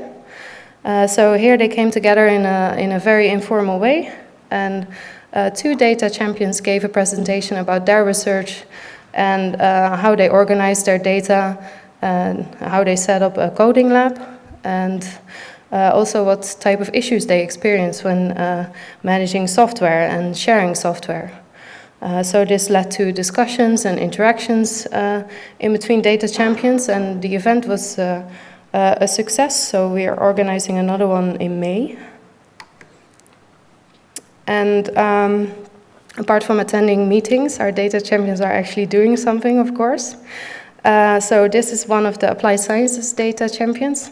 And just to illustrate what they do that makes them a data champion, Gary made all raw and processed data underlying his publication available on Zenodo. So that means that you can actually go over the data from the paper and get the same result as they did. So that's absolutely amazing. And he continues to do this amazing work with his colleague Anton. So instead of waiting for the TU Delft policy to develop, they set up their own open data policy in the department. And they distinguish 2 levels in this policy. Level 0, which means that you should upload all the numerical data from the figures that you publish in your publications. And level 1, which is the publication of the raw data and the scripts that you used in order to process the data. So that's what they did in the previous publication. So here they proposed the 2 levels to the department. For now, the department agreed that level 0 is the minimum requirement, so everyone should publish the numerical data underlying the figures so that no one is just looking at the figures and wondering what exactly it is what they're looking at. But that level 1 is a long-term goal because it can be quite, it's not easy to make everything from your research available.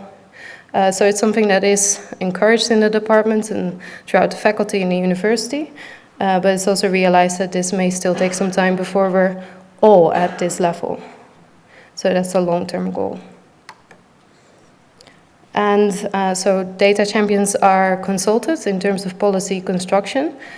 So those 2 made up their own policy, and that's also implemented in my faculty's policy because this makes sense apparently to the researchers themselves. So we should implement this in the faculty research data policy. During the feedback rounds, they also made it very clear that some parts of the policy were too vague or it was not sure what was expected of them. So now the policy document, which is still under construction, so I won't link to it now, but it made some of the statements in the policy much more explicit and clear. So that was very useful to have their feedback. So what is in the data policy now is that data stewards are expected to identify the data champions, so what we discussed earlier, and also that head of departments should support us in order to identify and encourage these people to become data champions, and also recognize their efforts. And other activities, so they're doing policy development and paper publishing, all the data, but also they assist in the lunch and data, code and data lunch. We really need to discuss this name further, sorry. But the monthly meeting that we have to discuss scope management and data problems, the data champions are also involved in this. So that's absolutely amazing because they can help out in a much more specific way, but they're also helping out across faculty and departments. So it's not that they're just only helping out their own department. Some of them are really actively involved in supporting researchers.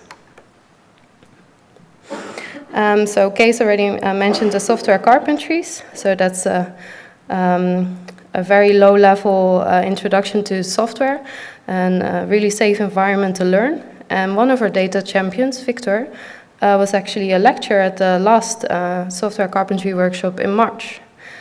So that's just amazing. And another data champion, Roel, is going to set up his own software carpentry for the department with the help of the data stewards, of course.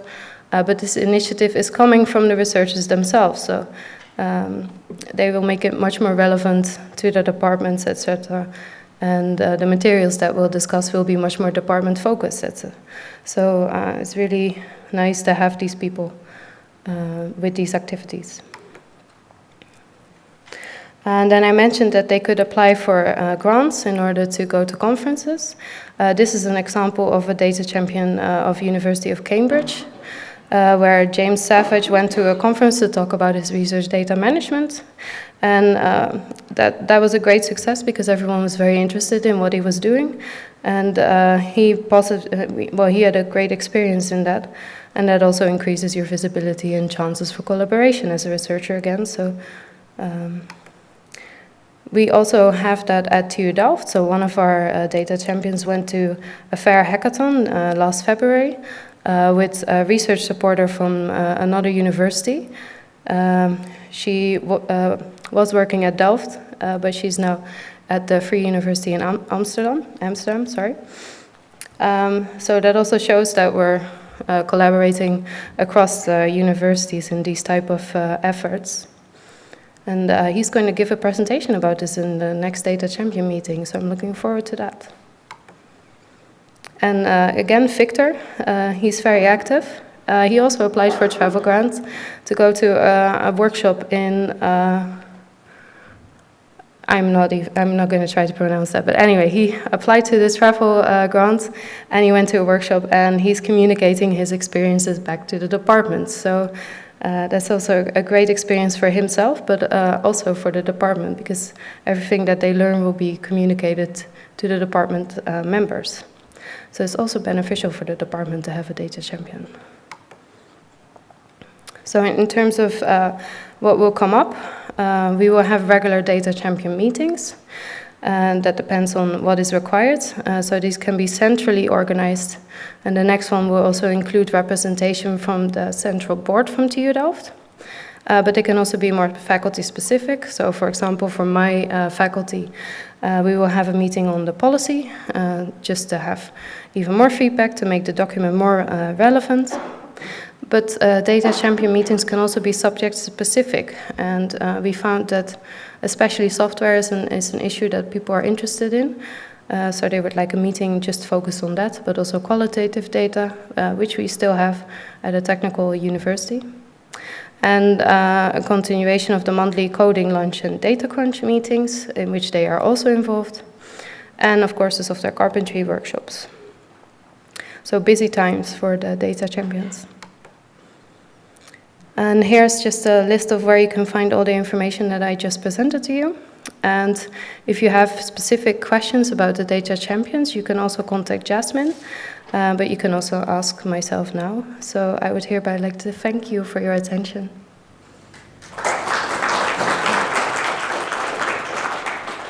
Thank you, Esther. Any questions to Esther?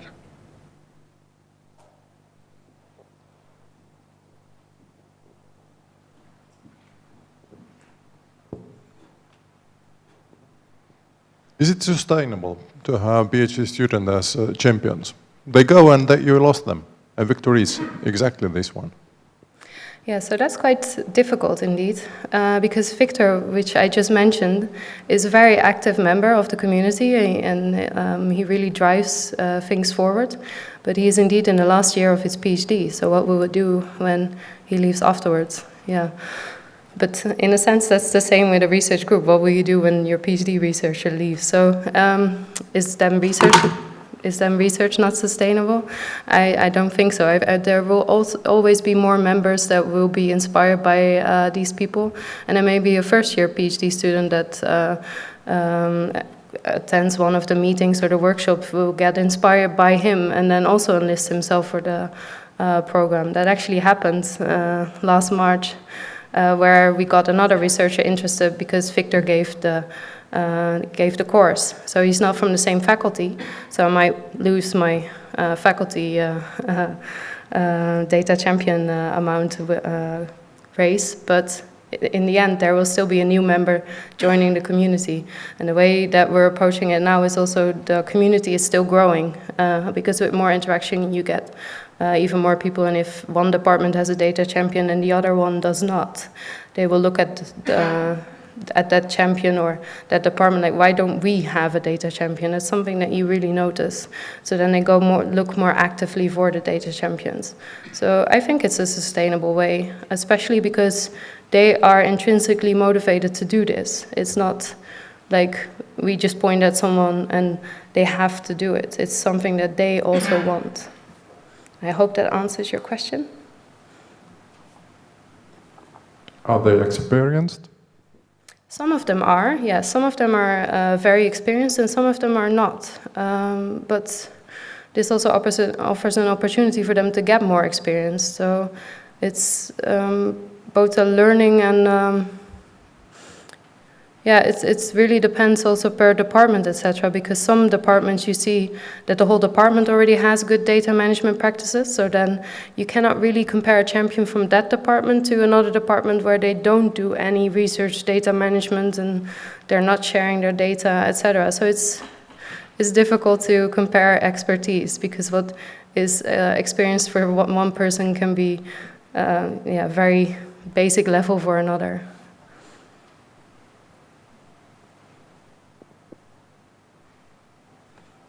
Any more questions? Thank you, Esther. Thank you. And now we will continue with presentation from Kaur Alasoo. Kaur is Research Fellow of Bioinformatics at University of Tartu, and he will talk about challenges of working with controlled access datasets in human genetics. Good afternoon. When I thought about how to introduce myself, I reminded this term that came into use last year, which is I'm a proud research parasite, which means that I take other people's data and then combine it and analyze it in novel ways. And kind of the term became famous last year when there was an editorial in New England Journal of Medicine, which is kind of one of the most famous medical journals, kind of criticizing that type of reuse of data. But in a weird way, it actually had a paradoxical effect, because everybody, at least in molecular biology and more in human genetics as well, it's sharing data openly is kind of accepted standard. And if you're calling for not doing that, then you're perceived as old-fashioned and kind of impediment to science. And actually, the editor of this journal who wrote this editorial, he's about to resign next year, I think so. Or like his term is over. But this is a quote from the editorial.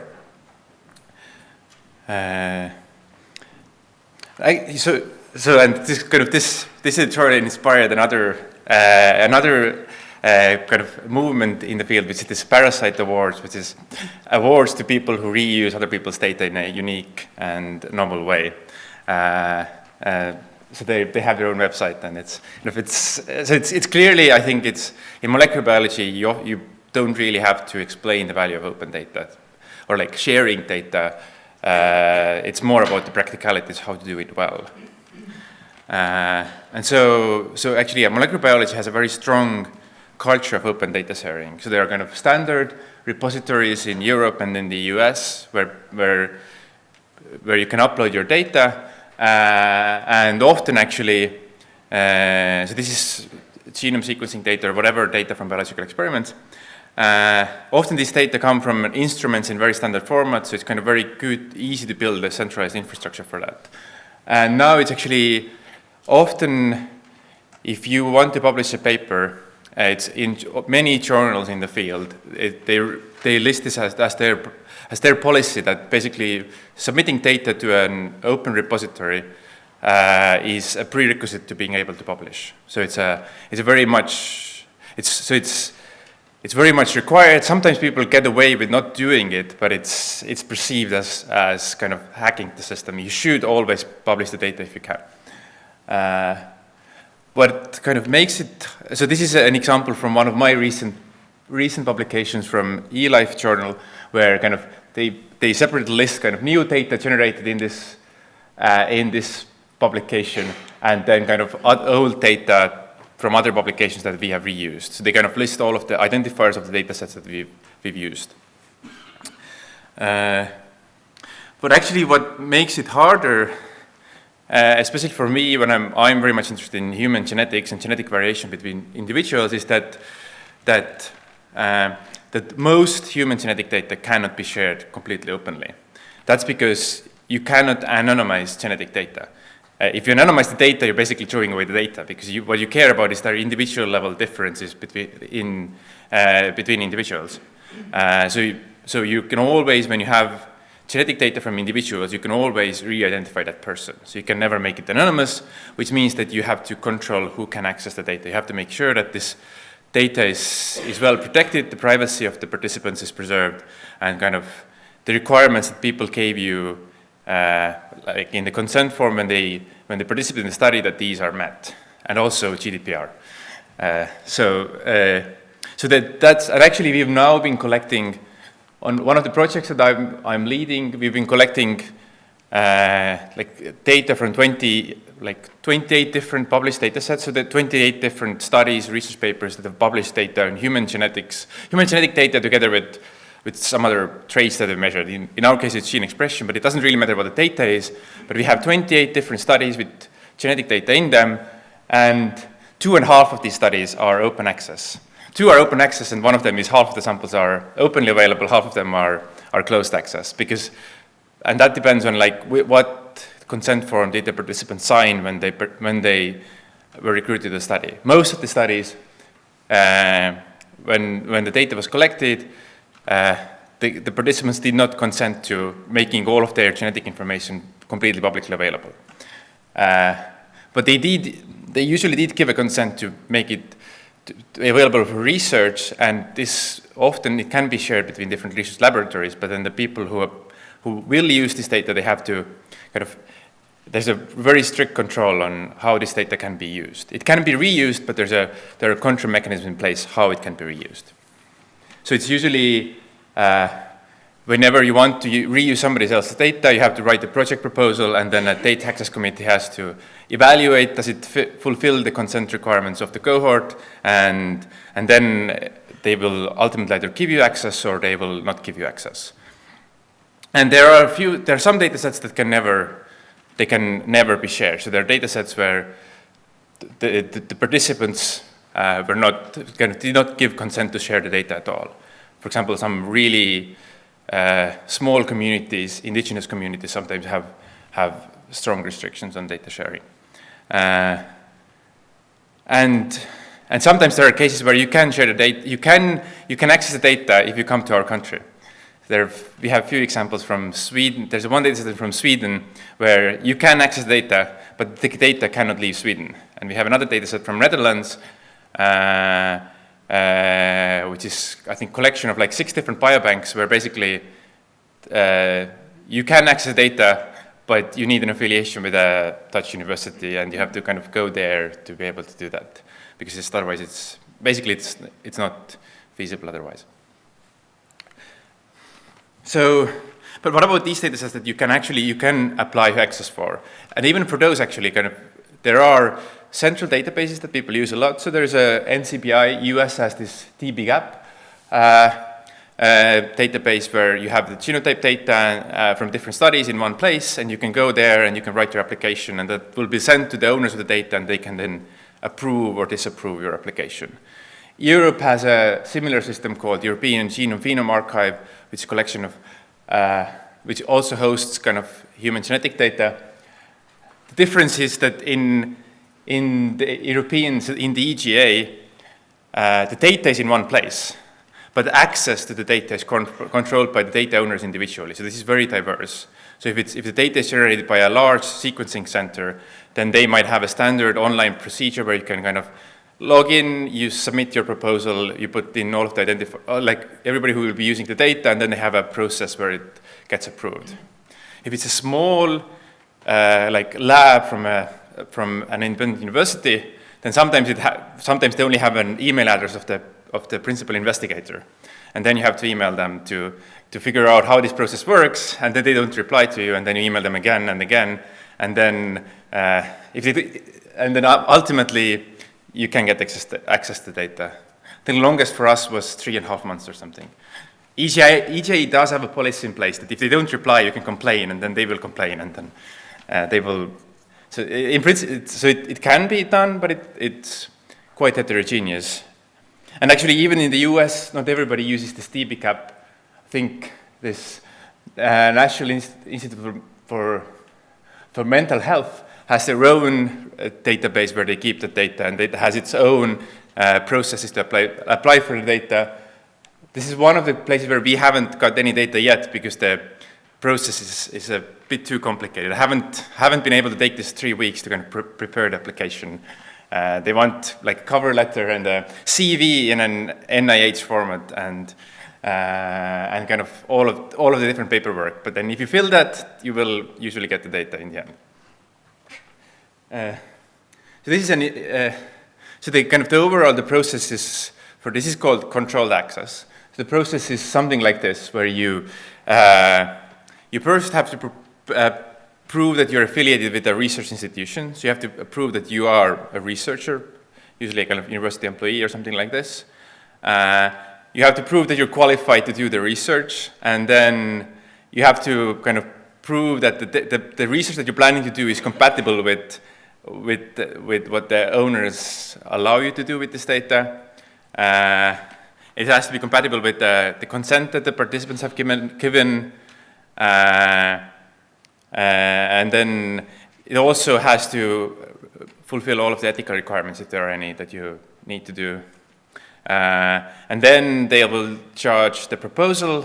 That's usually quite superficial, but they still do look at kind of what does it make sense what you're planning to do. So you kind of have to kind of make a proposal of what you're planning to do with this data. And if your proposal changes, if you get a new idea that I would like to look at something else, then you have to update your proposal or reapply depending on the rules. So it's basically, it gives you access to answer this specific question that you were approved for.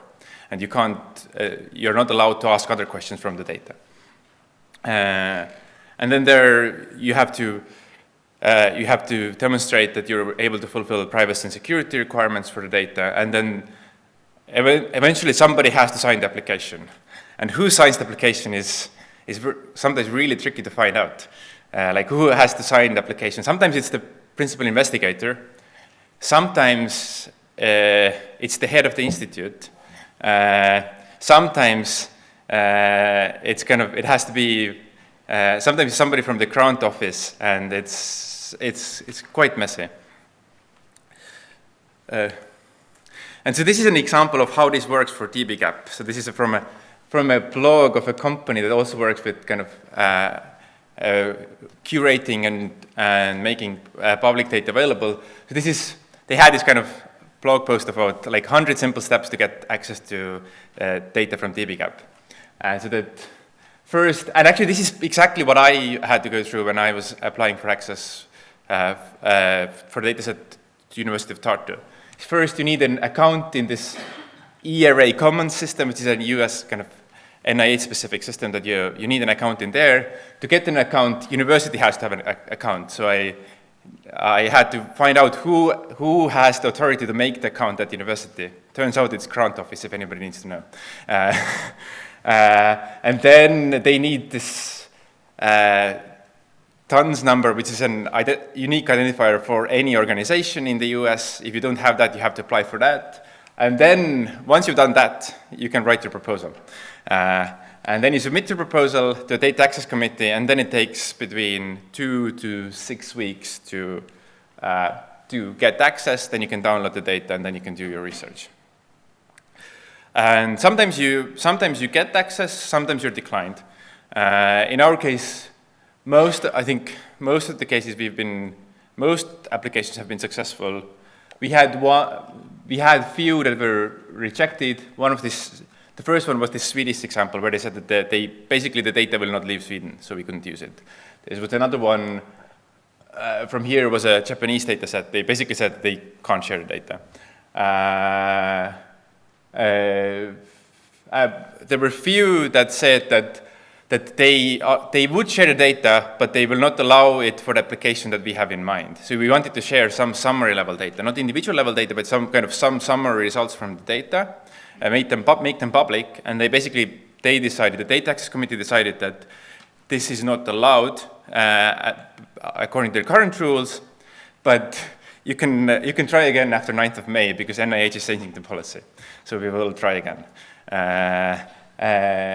And then there was one data set, this was the most peculiar one, where the response was that they do not wish to share the data at this moment. But they published in a journal that did not require them to make the data available. So at that point, they could kind of get away with it. Basically, they said that we have the data, but we're not going to give it to you.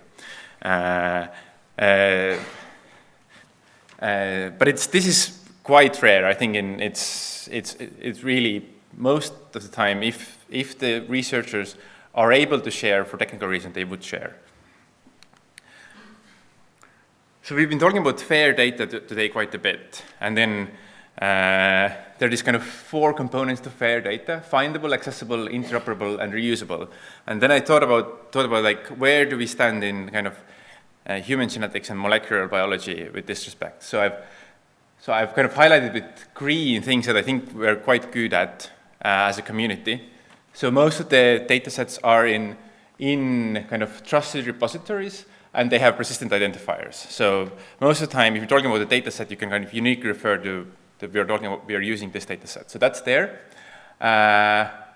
And again, because they are in these trusted repositories, you know that this data will not change, or if there's an update, it's usually clearly marked as a new version of the same data set, so that's kind of the data provenance is clear. You know, when two papers refer to the same data set, it is exactly the same data set. So you can kind of be sure about that. What we're perhaps not as good are the other aspects of it. So metadata is often quite messy. So when people submit data sets, they're required to provide metadata, but this metadata is of varying quality.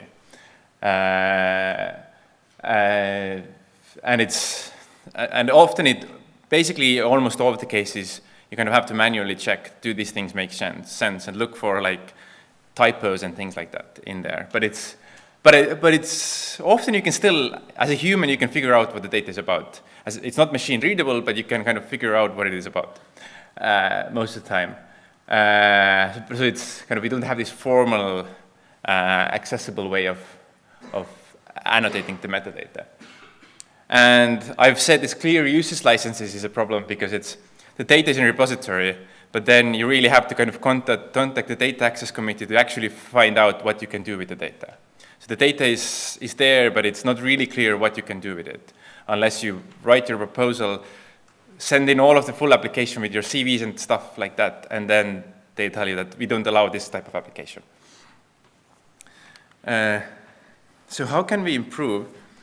So I think one of the things that we haven't discussed today, but is that, like, that's what I've seen from our experience, that we've been kind of collecting these public data sets, and then we need to re-annotate them. We need to make sure the metadata is correct, because otherwise we can't use them. So we put all of this effort in there. Actually, Nurlani here is in the room, who spent weeks in kind of cleaning up metadata of data sets and kind of using internal checks to make sure that the data is correct. And then we can't do anything with that because it's controlled access data. So the metadata is also controlled access. So we've improved the metadata, but we can't share it with anybody because it's in the control of the data owners who decide who can kind of access the data. We can't further release the data to anybody else. It's often also not very helpful to go back to the data owners because sometimes it's a PhD project from a student like 5 or 10 years ago, and there's nobody in the lab who would be willing to kind of update the record of the data in this repository. It's just never going to happen. So I think one thing what would be nice is if there would be a mechanism where like users could contribute annotations or annotations to existing data sets, and then this would somehow, probably has to happen at the repository level, where then the data owners can decide, do we make these things available or not? But this is not there yet, but I think it would be useful, and there are a few cases where this has been done on an organized level. So there are a few initiatives that kind of take published data and make them available as a curated subset of something. There's an expression atlas in human genetics. There's also a few other things, but this is more like we have this specific project. We've taken all of this data and then we now make them somehow available. But kind of to make it for small labs to be able to contribute, it's not there. The other thing actually I think is quite important is that we can always talk about that we need better metadata, but better metadata costs. So it costs researcher time. So there's always an opportunity cost. So the researcher could do something else instead of making their metadata better. And perhaps kind of some of the data sets that are there are not used because they're not useful. So that the data is actually there's lots of data being generated, but not all of it is equally useful. And so maybe perhaps it's okay if we have kind of really superficial metadata if the data is available, and then if somebody finds it useful, they can improve upon the metadata rather than require researchers to spend much more time on curating the data. So I think it's not like all versus nothing, but I think there's a balance somewhere where kind of it's not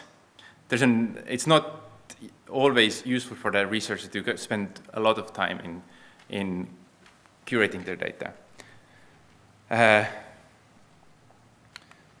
Second thing actually, which is going on in the field, this is really early stage. It's in human genetics. There's this Global Alliance for Genomics and Health, GA4GH, and they have this new term that they've now decided it was in February, I think this year, they decided to adopt this as a standard, which they call data use ontology, which means that if you are a data owner, you describe what can this data be used for. You assign specific ontology terms that for non-profit, for medical research, and you can assign what can be done with this data. And then if I, as a researcher, come in, I can submit my research proposal, and then this somehow has to be annotated with what I'm planning to do with the same terms. And then in principle, my proposal, my research project could be matched to all of the data sets that are in compliance with this proposal. It's, I don't think it's actually, it doesn't work in practice yet, but this is something that people are thinking about to solve the same problem that you have so many different procedures and it's just, you have the access to data in principle, but nobody's going to spend the time to get access. The other thing is actually, another aspect is sometimes making data, controlling access to data very strictly could be riskier to the privacy of research participants than making some of the data more easily accessible. What I mean by that is that if you always say that all of the data is behind controlled access, you have to apply for this, do all of these processes, then ultimately, even if you have a very small question that you want to answer, you still have to go through all of the process, and you will get all of this really private and sensitive data to your servers, or your research lab. But what if you could, for these simple questions that are less sensitive, you're maybe revealing less of private information, you could have another a middle system where it's not completely open, but there's a registered access where you demonstrate that you're a researcher, you log in with your university identifier, and then you agree to not do certain things, and then you can make some queries about the data that give you answers, but then it's all monitored, and it's but you can do this. The idea is that you can do this without the application process.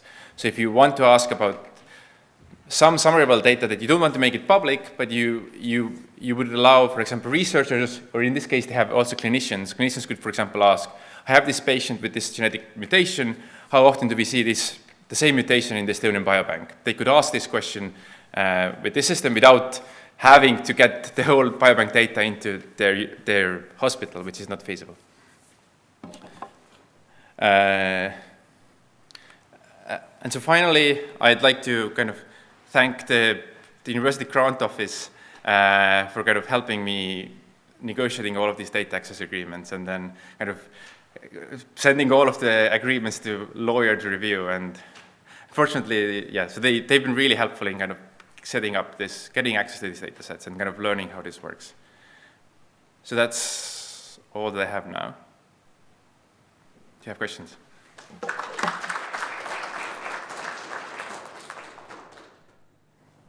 Thank you, Kaur. Any questions?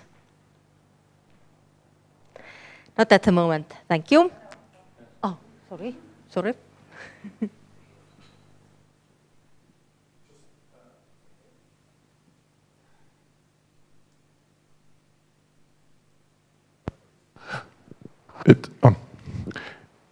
You missed one extra option to make more flexible the data use. Why don't you collaborate?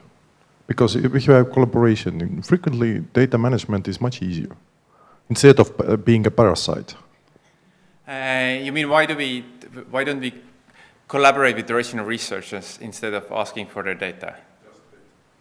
One of the things is actually it depends on the application. Usually it's actually, I think it's a pragmatic choice.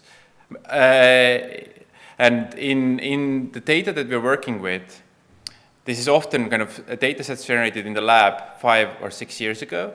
And then we want to take data from, in this case, we want to take data from 28 different labs, 28 different publications. And in practice, most of the time, the labs are not interested in spending much time on doing that. So that's one thing, is that it's actually for them, it's often easier to just give the data, in this case, than collaborate, because it's quite a bit of effort to work on that. The other thing is that if we want to have the data centrally in one place, because that, at least for this type of data, it makes it easier for us to make sure that we are following the same analysis procedures and quality control kind of criteria and so on. So it's, for practical purposes, it's always, if you can have it in one place, it's always easier than trying to kind of negotiate, trying to do something where somebody analyzes it in one place in UK and then in Sweden and then in Netherlands, and then you try to combine the results together. You can do that, and often it's the best strategy, but there are use cases where it's not feasible, and it's just it's better to have it in one place. Sorry. Just to refine, because he misunderstood. Collaboration is not always that you request somebody to do the job. There is just a collaboration level where you just use them as quarters in 1 or 2 persons to include, and everything else is done by you. So that's a very easy and widely used procedure.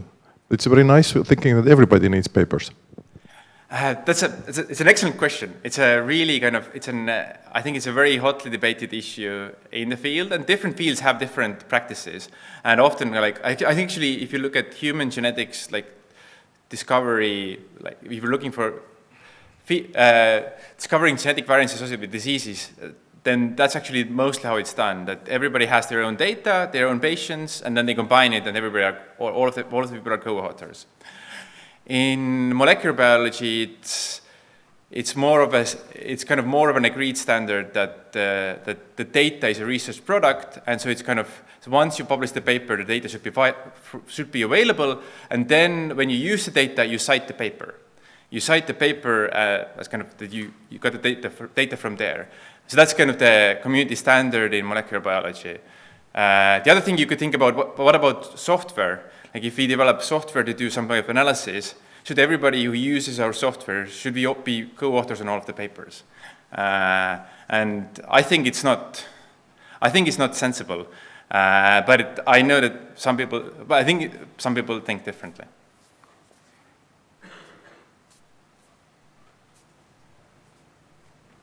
Thank you, Kaur. Now we have a guest from Finland, Tomi Kaupinen. Tomi is docent of media technologies at Aalto University, and he will talk about visualizing the data universe.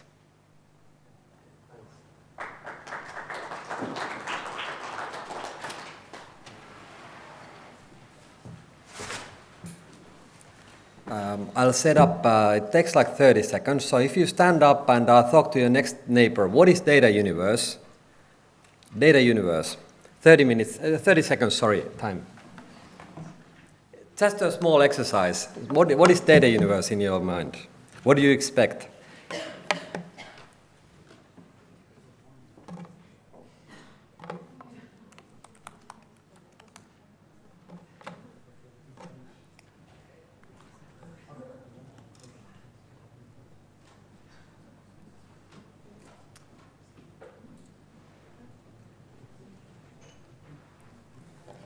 All right. So, what answers did you have? Anybody? Data universe. I'm really fascinated about the idea of thinking of data as a cloud or as a universe even. And then obviously when we talk about visualizing the data universe is how do we kind of make sense of the all the data? So one way, of course, is to put that data to places. This is a campus area in Münster in Germany. We have by another affiliation. So essentially, this is data about something that is happening in the campus. In this case, it's about publications in different university buildings. And when you try to make this kind of visualizations, you need to understand that it's a lot of links, that you should have actually a lot of links in the data. What kind of links there should be? I mean, obviously, paper, right, to the person to the department to the building, and so on. And it's also about storytelling. So if you look at here, I mean, it's an animation, so it's time is involved, place is involved, and also some theme. So this is the core of my talk. So I'm Tommy Kappner from Aalto University, but also from this fantastic university in Germany, Münster. It's everything basically. I mean, you can think of this data, and it's like drops of water, right, in our universe. But what if data is also part of the universe? What if data as itself is a universe? How do we visualize it? One important thing to understand is what is the theme or different themes that we are taking into account in the storytelling. Another one is obviously time. So what happens over time? Is there something that happens over time? Quite often when I'm teaching my students on information visualizations, I'm asking, okay, does your data have somehow time in there or your visualization? I don't know, I mean 90%, most of them say, no, this is just a snapshot, right? But where is the story? How do you tell a story with just a snapshot? So think about how to involve time there. Space, obviously, I mean, where does your story happen? So what is the space? This is another example where we took a lot of data from different aspects, different dimensions. So economic data, ecological data, and social data. So the idea is that you can zoom into Brazilian rainforest and try to understand how much they do deforestation there in different parts of this para state. Then also at the same time, how do they export different agricultural goods, for example, meat, and to its countries? Also to understand when does this happen, are there some differences in times, perhaps to unnamed countries, like in some countries in Europe and also China, they exported less previously. So you start understanding that, well, okay, why do they deforest? Perhaps not for actual trees, but perhaps for cultivating cows there in order to be able to export meat. And this only can be told when you have a lot of different kind of data. Here we had 36 different kind of data sets brought together from these different angles, so ecological, economical, and social data. So the point is that quite often this story lies somewhere in between, and this is a big motivation to share data, because you never know, I mean, like in the last fantastic presentation, thanks for it. So, I mean, there should be some people, I mean, who are collaborating, or whatever you call it, parasites, to actually make use of that data, and perhaps you don't expect, I mean, you don't know what is the story that they will find. In this case, what we did, we made this kind of visualization system where you can compare two different things with one screen. So, for example, ecological or economical data, and then interact with it. We also developed an interaction mechanism. And this is always important. I mean, if you want to communicate to public, how do they interact with the data? How about just using your hands, right? So zoom in, like swimming to the data, and then zoom out. And then this was funny also, like how to move the map. We conducted a study and tried to understand how people want to move the map. First we thought that they need two hands, but they thought they need only one hand. So it's also a lot of research to understand how people can communicate with this data, and time travel as well, of course. So here are some pictures how it's being used. You can also zoom into actual rainforest and understand how does it look like there. You can include data about, I mean, actual animals there, biodiversity, videos, and so on. So your imagination is really the limit. Essential here is to understand what is exactly information visualization. Think about it. We have a lot of observations around, so the point is to encode those observations and then label them. So by encoding I mean you have to find a shape, color, something that communicates. I mean, think about this world. I mean, think about all the lights. I mean, these also communicate to us in different ways. Different signs communicate to us. Stop sign, who knows how it looks like, right? That communicates us immediately. So that's a certain shape, certain colors that communicates. And then obviously labeling them. So this is one example of such a procedure. The idea is that in this case, this is developed in University of Münster, but the original idea came from San Diego. So the idea is that there is a depth camera which is observing the world, right? And you can, by your hand movements, you can change the layout in the sand. You can make like a deep valley, if you like, or a mountain and so on. And then we encode these observations by colors and also shapes. So we create rivers. I mean, in Münster, my colleagues created rivers there, and then also mountains. So this is one example where we, very fast from observations, we start encoding the observations and then communicating what is happening there.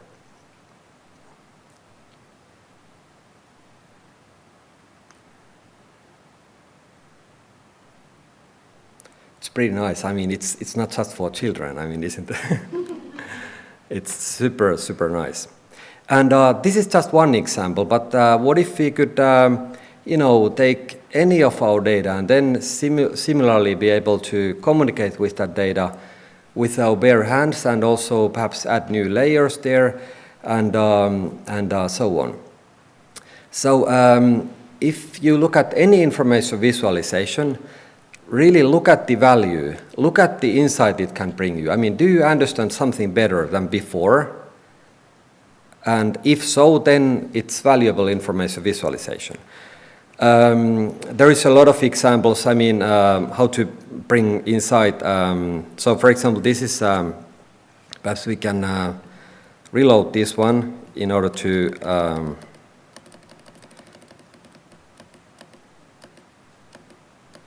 yeah, here. So this is a US population from 1790 to 1990 by state. So the idea is that this is made by Mike Bostock and shared a few weeks ago in Observable Notebook, highly recommended resource if you like. I mean, at least one insight that I got from this is that, I mean, USA was pretty small in the past. I mean, it's lot less population. Also, some state has been clearly growing faster than others, and then you can think about, like, of course, the reasons for it. So the value of any information visualization is really in the way it provides insight. So another important thing is to remember is that all data are essentially observations. So somebody made those observation. Think about it. I mean, we all deal with data in a way or another. Sometimes we don't even realize that we are dealing with data, but all data is observations. What does it mean? It means that, well, it's a lot of observations, and it's also very different kind of fields. I mean, like you were saying about the molecular biology, so different fields have different kind of ways to share data and also to link to different data sets. This is Linked Open Data Cloud. And if you just look at these different domains, you start understanding that kind of the concept of the data universe actually makes sense. Different fields look differently. I mean, similarly as different planetary systems look different from each other. So why life sciences, the data sets are so well linked to each other? Perhaps there is something that integrates these. I mean, genes perhaps, I mean, different molecules. But why geography? I mean, this is data about places. Why there are so few links between data sets about places? Amazing, isn't it? I mean, how about looking at lat long coordinates? I'm trying to, see that, okay, well, this Paris in France must be the same Paris as this one in France in a different data set. So it tells about the kind of the modeling practices perhaps and also observation practices of that field. How do they observe about the world? How do they share about it? How do they, essentially get organized? So all data are observations, but then is it all made by humans? Not really, because it's a lot of technical sensors. It's also a lot of AI-produced observations. I mean, think about all the social media. I mean, a lot of observations are done there, essentially by AI or different lightweight AI, if you like, and then they produce data about it, and then you make use of it. So information visualization is really somebody's story about that data, about those observations. So whenever you are looking at some information visualization, think about what history means. How many of you thought that, have thought that history comes from his story? It's my theory. But it makes sense, right? History, her story. Actually, it should be more her story. So to balance it. But it can be also AI story. So somebody wants to tell us a story. So always, who is this, she or he or AI, and why exactly do they want to tell this story, and based on what data and so on. So think about it. Not only data is observations, but in a way information visualizations become also observations. Who has seen this one? Okay, one. Great. Two. Like 3, 4. Great. So a few weeks ago, there started to be a lot of these bar chart race visualizations. I think it's fantastic. The idea there is that this is most popular cities in the world from 1500 to 2018. So the idea there is that that it's data, yearly data, cities, how much population there is, and then you make information visualization. Essentially, this is a story about how did it happen. So it's like a race. Beijing is winning, right? Quite nicely. But then Guangzhou, London, wow, London is also coming. Wow, that's amazing. Paris, look at Paris. What happens to Beijing? London, Paris. People actually want to move to London and Paris, and move away from Beijing. Paris, New York. All right, of course. My parents of grandparents also went to New York, so that's actually them in early 20th century. New York is growing pretty fast. Wow, that's amazing. Tokyo, why not? Of course. It's Osaka as well. Chicago is kind of there. Moscow, of course. Tokyo, wow. What happened to New York and Paris and London? Now everybody wants to go to Tokyo and still actually want to go.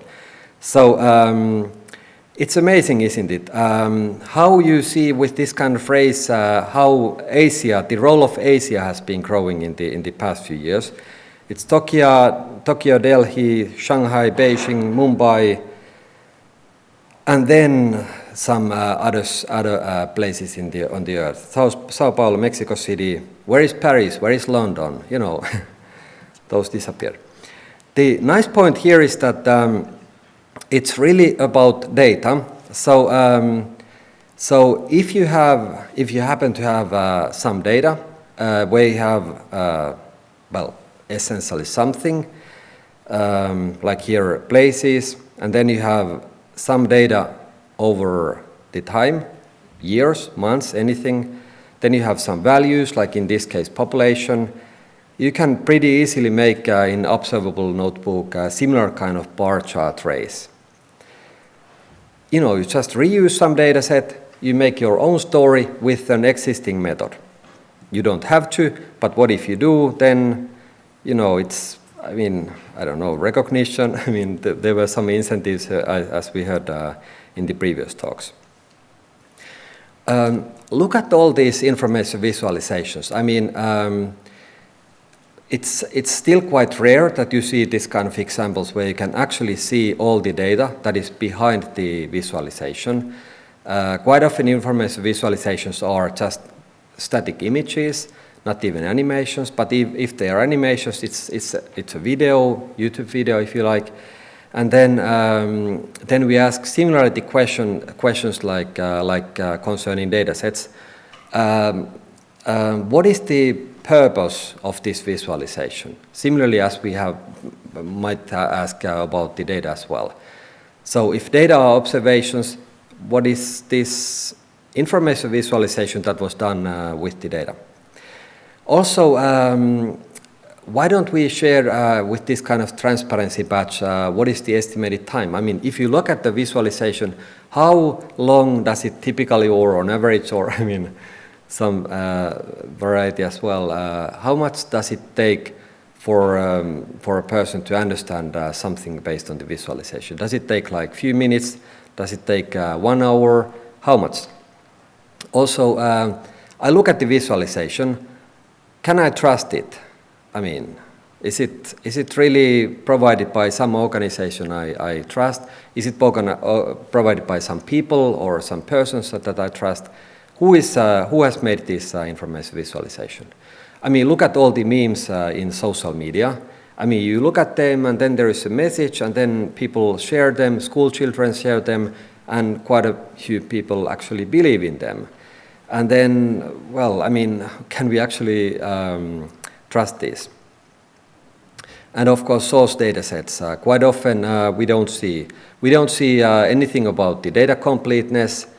We don't see about the currency. I mean, if we see a visualization, is this really taking into account also the most recent data, or is it like, you know, one-time shot and then it was forgotten? Also, licensing information about the data, can I actually use it? And then also, importantly, is there somebody else that has also done visualizations with the same data? Think about it. I mean, think about history. You read one book about certain area. I mean, I don't know if do you have historians here? Did you study history? I mean, who is interested in history? Okay, well, good. Excellent. I mean, think about it. I mean, would you look at just one history book and then believe everything that is said in there? Perhaps not always. I mean, it's interesting to look at different events from different angles. So why don't we do the same for information visualizations? So we have one visualization, then looking at another visualization and trying to understand the full story about the data. We have done a few papers about this idea. So just recently we got also this one where you can take a look at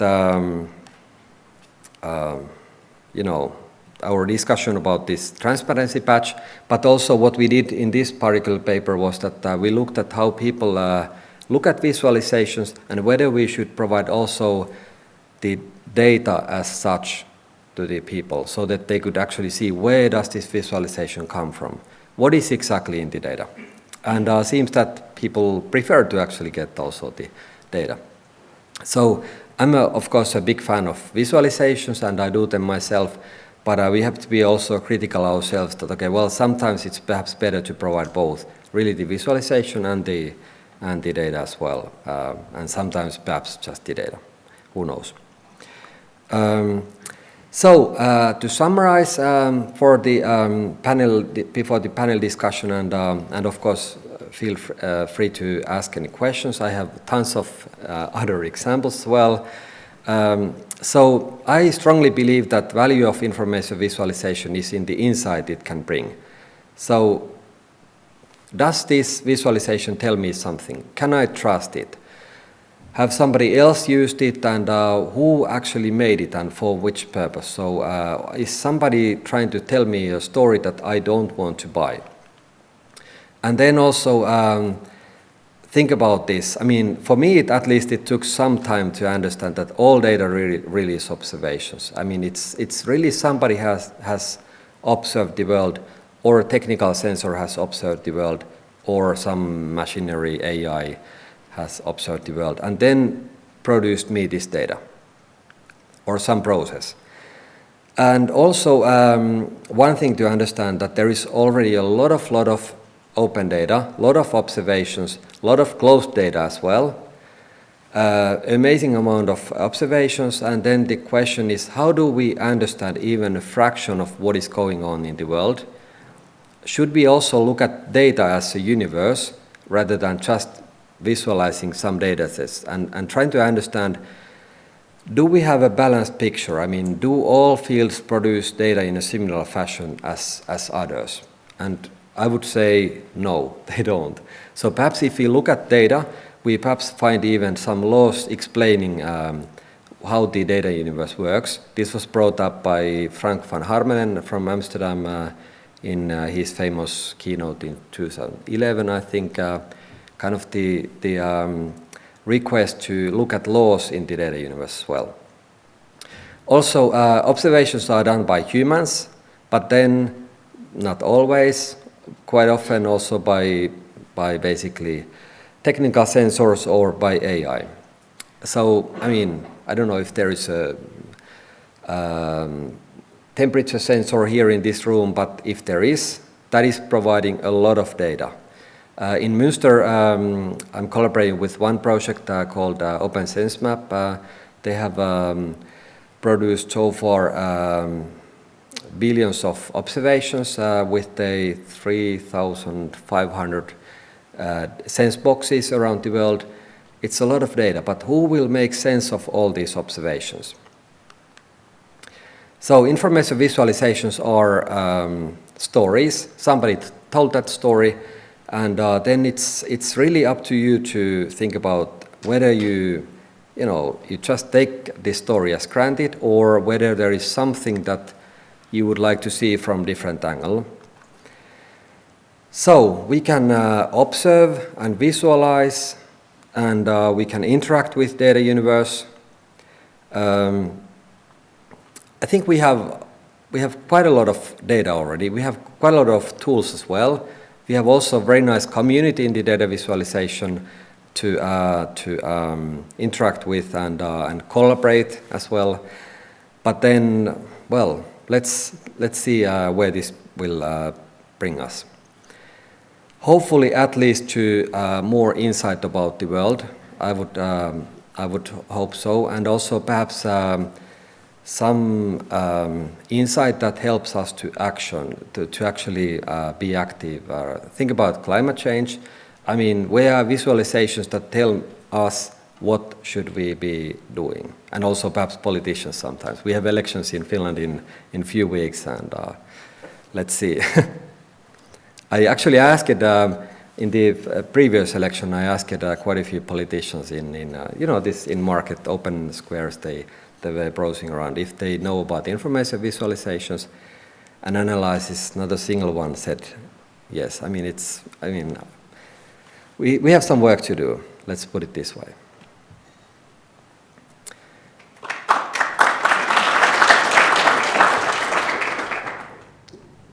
Thank you, Tomi.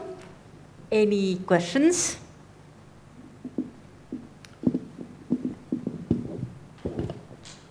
Thank you for this nice presentation. I fully agree that the power of data is in the visualization.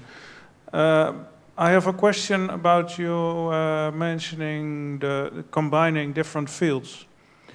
How would you see that in terms of making data available, making data fair?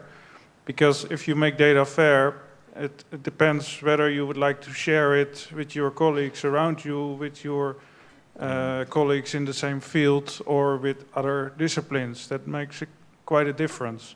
So should it be an effort in the first place to make sure that you make your data fair and up to a level that potentially most fields can communicate with it? Or how do you, can you say something about it? I absolutely agree. I mean, it should be made fair and as openly accessible as possible, given, of course, some restrictions by number of fields. But then always it bears down to incentives. I mean, what are really the incentives? And I would say, in my experience, one powerful incentive is to see very easily that others actually can make use of it. Let's say if there is a nice visualization environment where you could make a story with your data, easily enough, let's put it this way, but so that at the same time, when you make that visualization and you understand yourself something perhaps more, then you just need to share it at the same time. I mean, it's so. I mean, you see, like you can still opt out and say that, okay, well, sorry, I don't do that. But what if you miss something, some insight yourself from your field? So I think that would be one incentive to really think about. Another thing is, of course, data citations. I mean, we heard about mention. I think you mentioned that people cite the paper, but why don't we cite the data set? And there is data citations, obviously, is one way to do it. Yeah, we worked when I was doing my PhD in media technology. We worked with 100 different museum collections from 25 different museums in Finland and also in Italy and Malta. And there we find out that the incentive was pretty clear. So first we asked for data, and they said, no, we don't share any data. But when we got few data sets from few museums only and showed them in combination to each other, others wanted to come to the picture as well. It's like the bar chart race, right? I mean, you see that others are racing there and you are not visible at all. And suddenly Atheneum and all our famous museums wanted to also be part of the game because they wanted to be visible among the others. I mean, this is, I think, also might work with the research data sets as well. I mean, if you are not there with your data set, then, well, you are not there, you know.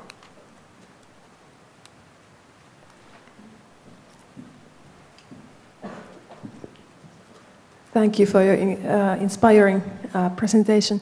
Can you see any risks related to data or information visualization? I mean, it's very effective, so is there a risk that it might be used for wrong purposes or political affection to make people vote differently, for example? Absolutely. I mean, I think it has already happened. If you look at the what has happened in recent times. So I mean, yeah, definitely, because I mean the point is that if you have an effective visualization, it's a story, and if people, I mean, if they see it, they tend to believe what is shown. And this is super powerful, and that's, I think, exactly why we should be very interested in building something called transparency patch, or some way to communicate what is this visualization really about, who provided it, and so on. So I think that is a core question. There is a lot of ethical issues there. I try to teach to my students as well. I mean, there is a lot of tricks. Also, if you look at how politicians, but also sometimes some journalists are doing, how they are cutting, for example, bar charts from the middle and showing that, okay, there is a huge progress, but then perhaps not even showing the numbers. It's so many ways. I mean, and these are just simple tricks. The problem is that if you see a really fantastic story, there is no way you can find out. It's like magic, right? You cannot really find out how it was done. And what is the story, or, you know. But we should be much more aware of these techniques and much more aware of challenges, and then, you know, I mean, ask for these patches for all the visualizations, and not just for data, I would say.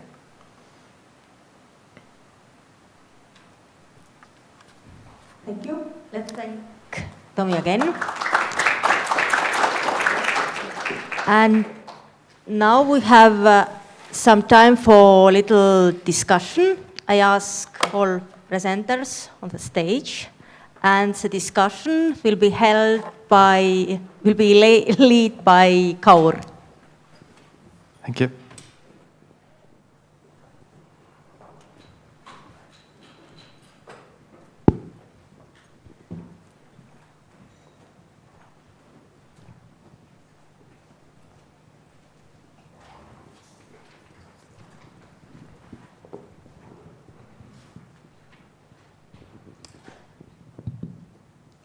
I think we had a really great selection of talks today. Maybe I'll start with the first question, which would be, whose responsibility it really is to make data fair? Is it the researcher's responsibility? Is it the university? Is it the repositories that store the data? Is it journals that kind of accept publications? Or like who's responsible?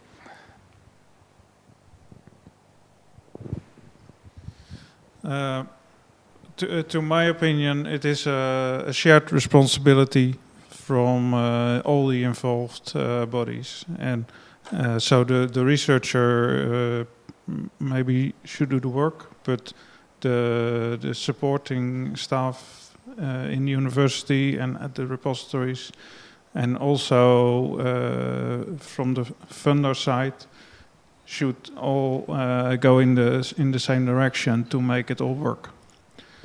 I think that will be the best way forward.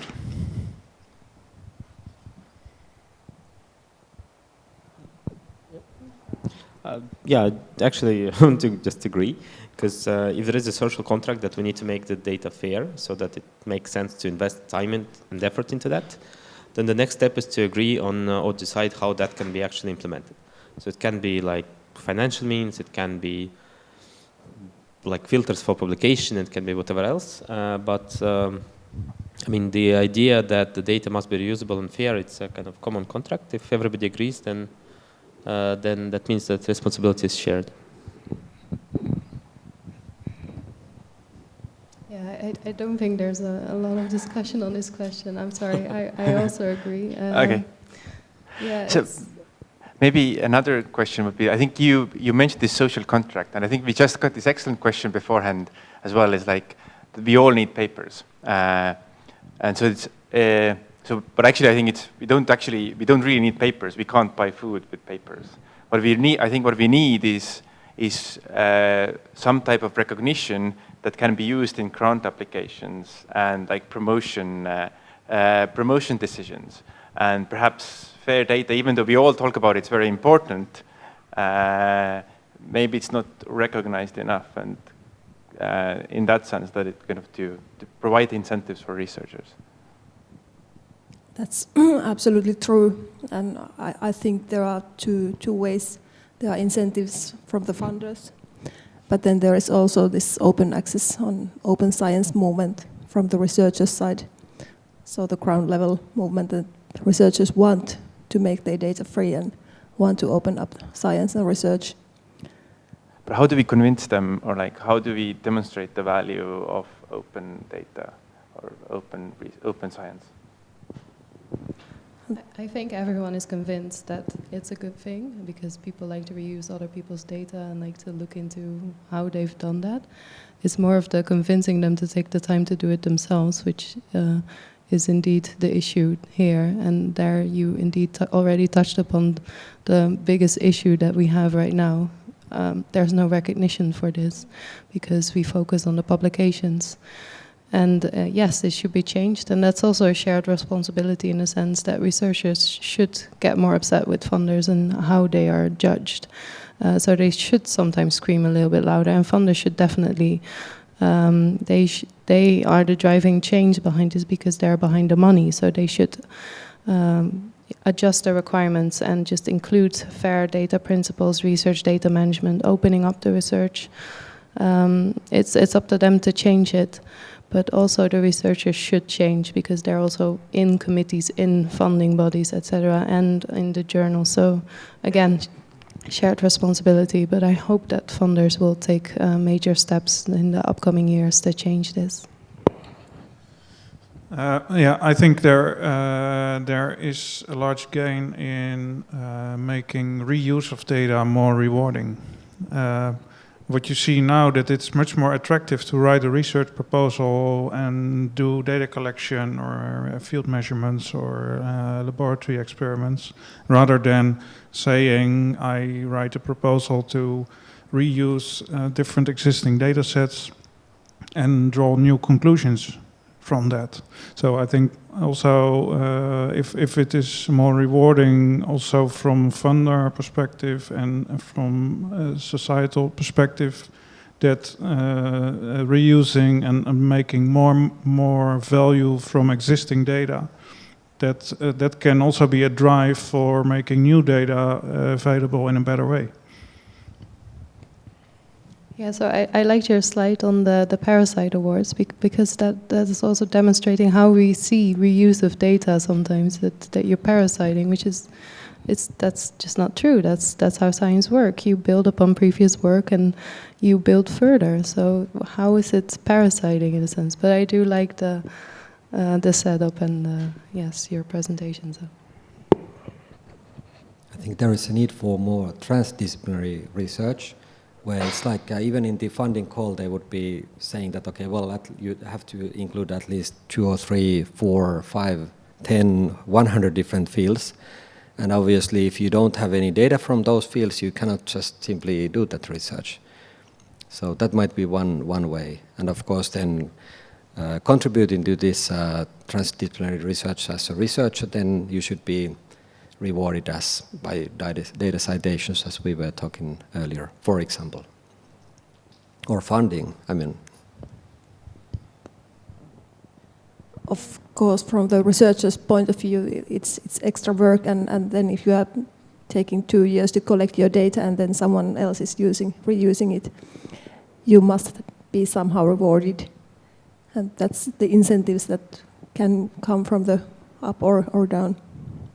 Yeah, because I agree in the sense that like these Parasite Awards and these funding proposals, they reward reuse, but they don't strictly reward sharing.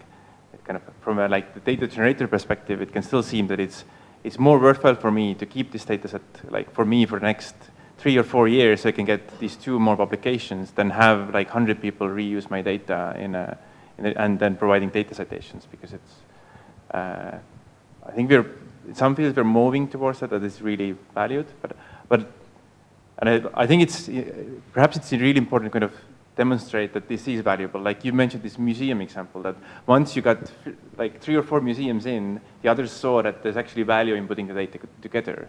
Even if it's not directly monetary measurable, they see that it produces something useful. Do we need more examples of that? Yeah, in that sense, it should be like pull and not push. So by making it attractive, you start to pull and attract more contribution, rather than try and push it, which is much more difficult. You see, for example, in the museum case, it was all about metadata. So if the metadata was bad, then the data set couldn't be shown that well with the search engine, right, and visualization engines. So in order for them to get the data set more visible there, they had to improve the metadata.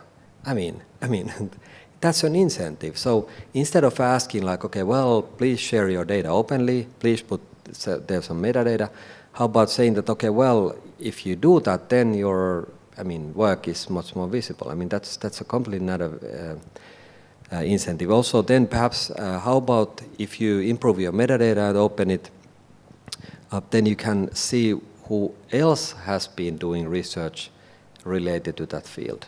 So you kind of find the data sets others have done by improving your own data set and making it more fair. Just an idea. Maybe one more question is like, how far, that's more like a philosophical question, how far should we aiming to go with open science? Like, I think it's kind of, everybody seems to agree that you publish data after publication, make it fair, make it open if possible, but what about sharing data before publication when it's generated, or like soon after when it's generated? Or what about like open lab notebooks, which some people are kind of also proposing? So what's your take on that? I think it gets probably much more controversial when you're kind of releasing data even before you have published on that data. But some institutes, I think, and some funders actually require that. I think Wellcome Trust sometimes requires that data should be released after like certain amount of embargo period after generation, irrespective of if it has been published or not. Just because they've paid for the generation, the data should be available, even if you haven't managed to publish it yet.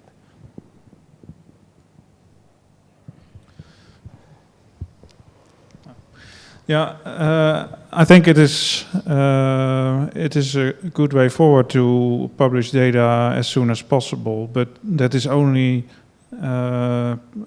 possible when it's also rewarded, when you publish your data and when your data citations are also as rewarding as paper citations are currently. So that is like a change in the current rewarding system. But and on the other hand, I would say that open science is, to me, not a goal in itself. The quality of science to society and being transparent in what you're doing, that is more like the goal than all being open, simply open. That is, it is, the quality should be good, and by making it transparent, you show that you are doing well, but making it open is not a goal in the first place. I so agree, and I also, I mean, let's be honest. I mean, let's look at the world as we are living today. I mean, climate and grand challenges. United Nations just released the Sustainable Development Goals, 17 goals. I mean, perhaps if you look at those and then ask, do we need open science, more open data? I would say that it's clearly the answer is yes. I mean, so that is really the goals are somewhere else. It's in the society rather than open science being important as itself. Yeah, I think that we are currently a bit stuck in tradition, in a way that researchers are rewarded by the publication and citations, and then journals require novelty value, so the research can't be published beforehand. So it should change somehow before we can open up the science to be as open as it should be and could be. Yeah, that's a good comment. I just reminded me link to the teaching. So I think we should be much more open with combining research and teaching. So why don't we ask our students to cope with open data sets and from early on in their career. I mean, if they are very used to openly, use open data, but also release their visualizations, the data that they produce in courses, I think they will be much more ready when they are researchers to also contribute to the open science. For example, in my own courses in Aalto University and Münster, we do exactly that. So students, instead of just looking at theory, they learn by doing, actually making use of open data. And and by the way, we also make use of those United Nations Sustainability Development Goals. So you can have any topic, but it has to contribute to these goals, right? I think there is a cultural change going on, because the new generation is used to share all their lives in Instagram and Snapchat and Facebook and you name it. So as they share everything else, they will share their research and data as well, or at least it will be easier than for us and even older than we are. Actually, just to add to that, my opinion is that it might also be a benefit in terms of competing with the private sector that would, at least in ICT, can suck in all the brain power. And the difference between the private sector and the public research is that sharing is much, much easier. So you don't have various private sector interests in play. And indeed, if you are teaching and the students are accustomed to having this freedom of sharing without thinking much whether they can do that or not, that can be quite rewarding, and making it less comfortable to work for a really closed company, which in turn can shift also a bit the cultural change over the time. Do we have questions from the audience as well?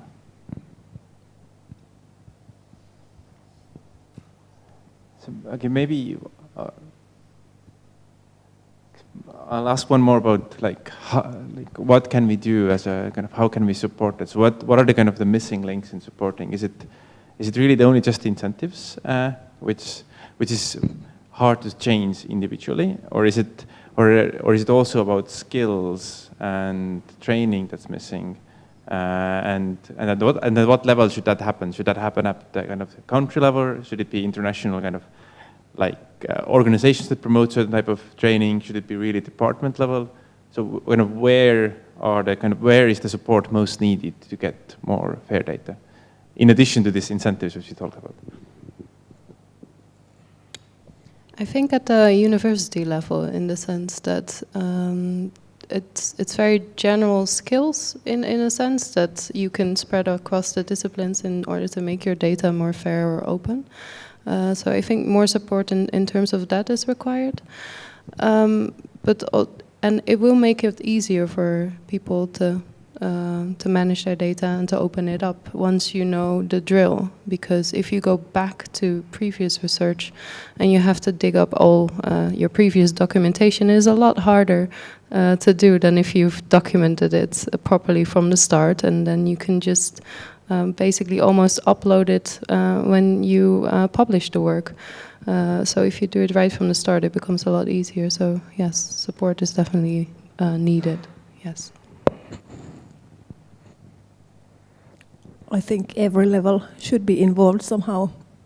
From the Commission level, they are giving policies and supporting EOSC, for example, and providing a platform for services and support. But then the university level and department level is very important. And for young researchers, the supervisor is very important, and she or he may dictate basically what a young researcher must do or what he can do. What about these kind of these initiatives? Like at least in I think in biology, there have been these initiatives recently where kind of called software carpentry and data carpentry, which kind of providing kind of Europe-wide or even worldwide initiatives of providing more computational and data management skills to kind of experimental researchers, which is kind of not. It involves university level people who are willing to do the training, but it's really coordinated kind of even more broadly, and it's non-profit, I think. Is that important? I would say yes, absolutely. I mean, think about all the organizations, university. I mean, I would say that all different fields produce already these days data, I mean, observations. So why don't we have those, I mean, data converters, carpenters, champions, in all fields? I mean, we should have. And if we don't have for some fields, unfortunately, those fields perhaps are not at the top in a few years in global competition. So. Yeah, and regarding the carpentries courses, I think that it's a very good initiative. It helps a lot for many researchers to get more skilled. But I also think that it should be embedded in the bachelor and master's program. So it is quite a task for the universities to make sure that this will be more embedded. Yeah, and also the carpentries are run by volunteers, so that's not something, that responsibility cannot be placed with them. They can facilitate and support, but is it their end responsibility? But I think in a sense it's a good point that essentially data carpentries are teaching kind of basics of IT and the usage of that to non-IT fields.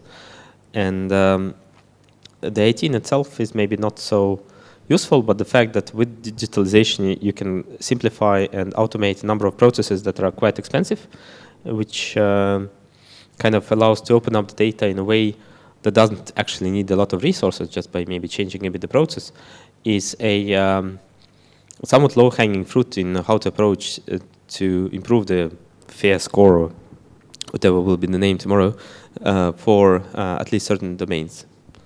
So I think it's also something that's happening. So the machine readable or machine actionable DMPs is something that kind of provides an answer as to do what to do next. If you don't know the game and you just want to start with that, it helps, you know.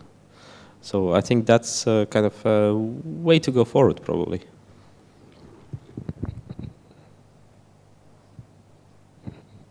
I think we're out of time.